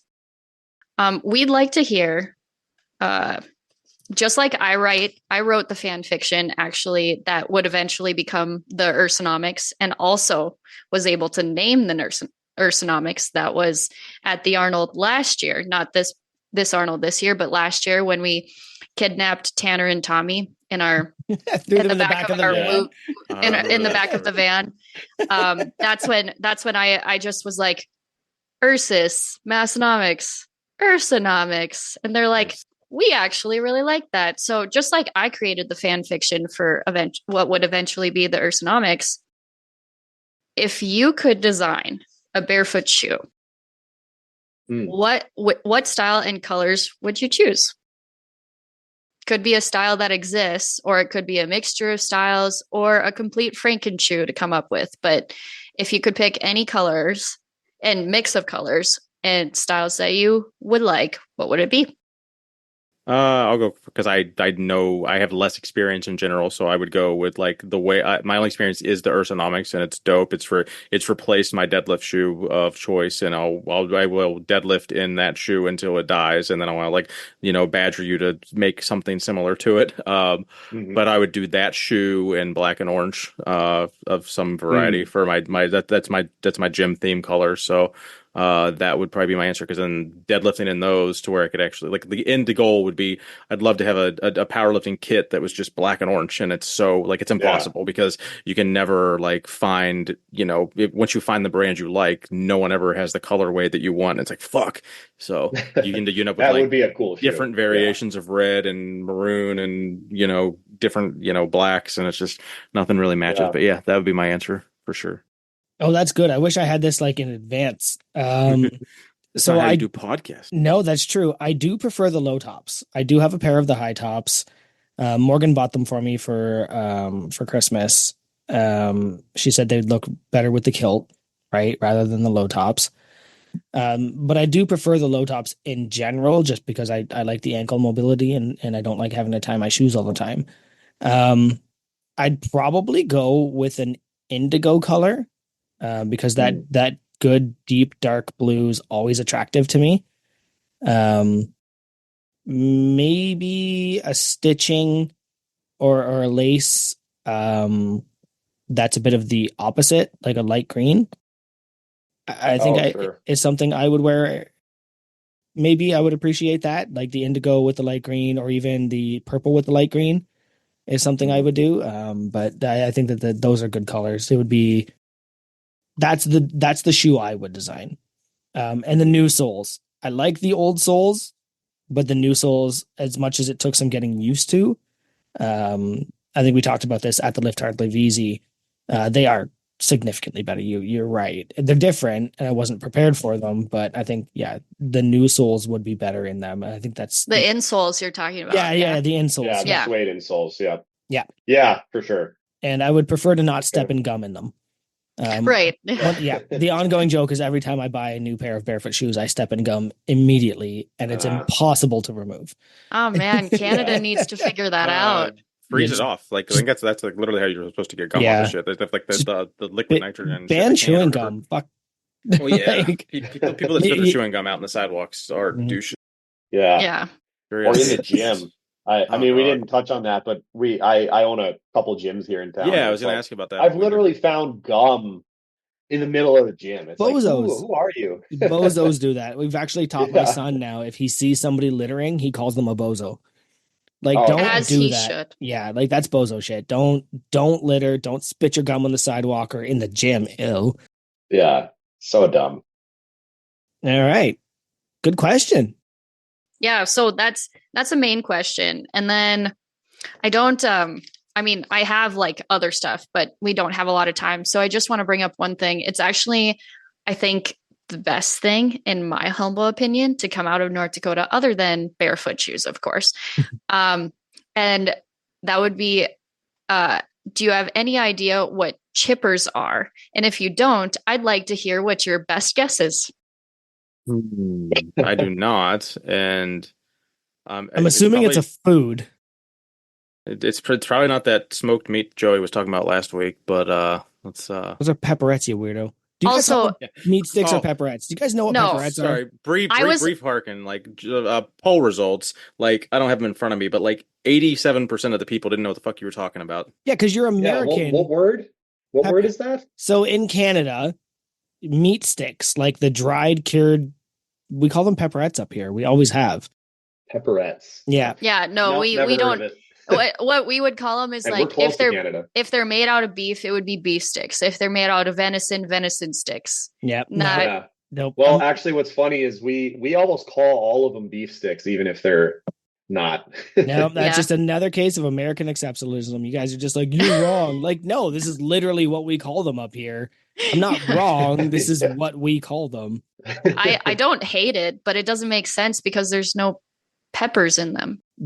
You better be peppering your meat sticks. Pepper in it, yeah. Like black pepper. Yeah. Sure. Yeah. Sure. I was thinking like jalapenos or something. Well, if you want them that would be good. Yeah, we normally make them hot up here. Yeah. So Chippers was the Chippers. Right. Oh man, I want to say it's.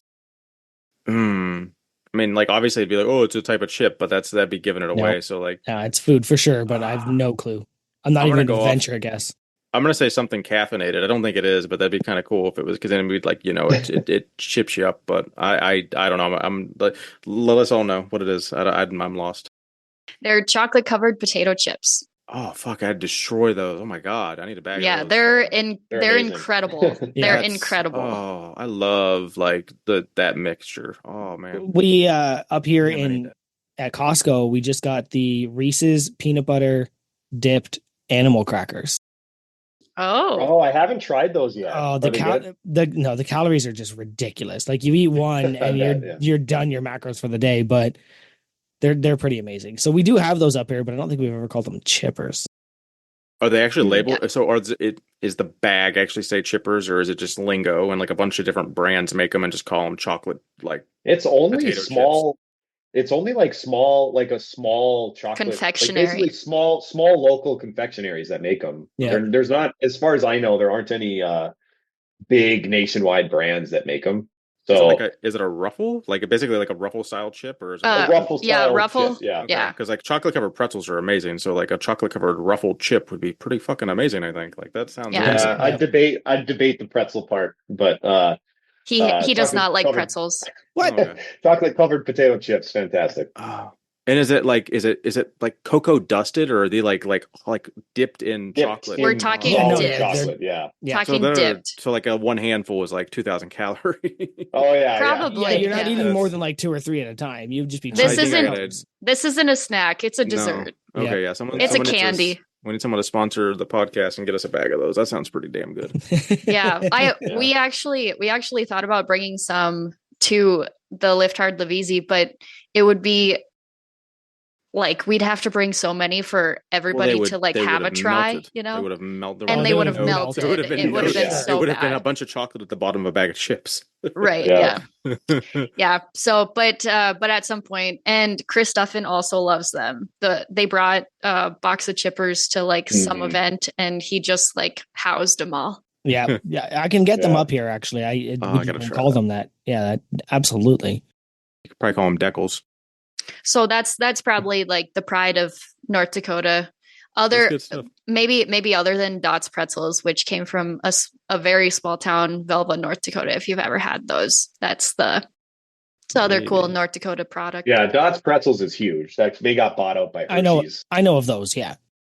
Yeah. Yeah. So this lady at this tiny town in North Dakota sold her company for like 1.2 billion. 1.2 Jesus. billion But to a Hershey's. bean. Wow. Good Yeah. for her. Amazing. Yeah. Yeah. Now, granted, like she had seed money and stuff like that for production, so it wasn't just her, but she most likely got a Yeah. good portion of that. And it was just like she's a later in life lady that had an awesome recipe, and she has like an awesome family and stuff like that. I have friends that know the family personally, so That's it's pretty awesome. cool. Good Yeah. for her. All right. Well, if that's it, I think Keith, you want to round this out? Yep. So everyone, do us a favor. Go hit up our affiliate links. We, as you know, Obsidian Ammonia, Barbell Rescue, Plate Snacks, and Home Gym Con. Code Unpaid will save you anywhere between 5 to 15% at all those companies, and we get a little kickback and it help us out and get us that speedboat we need. Shelby and Ryan, you want to hit us one more time with where we're going to find you?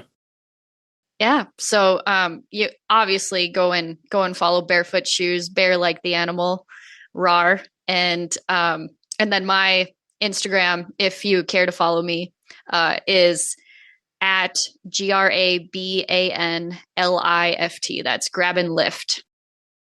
Awesome. And we obviously have a website, unpaidinternpodcast.com. Nate puts a lot of work in that. We got the YouTube. Joey, do you want to send us out and tell us about who didn't make it? Oh, actually, yeah. So Matt sent his regards today, and in light of being here, he actually sent me a joke. Oh, So I have a joke for you guys. What is a pirate's favorite letter? R. R. You would think R. it'd be R, but it'd be Wow. the C. Ah. Oh. So thank you, Big Matt, for finally showing up to the podcast. You can find me at Joey_Malesko, MLECZKO. I assume you're following me, but most people aren't. Where can we find Blake? In the dark, in his dark basement. Is that what you said, Blake? Yeah, he's probably. He works in the basement of one of our gyms. Actually, love it. With no windows. And there's very little light. Yeah. I hope he doesn't hear this and hate me.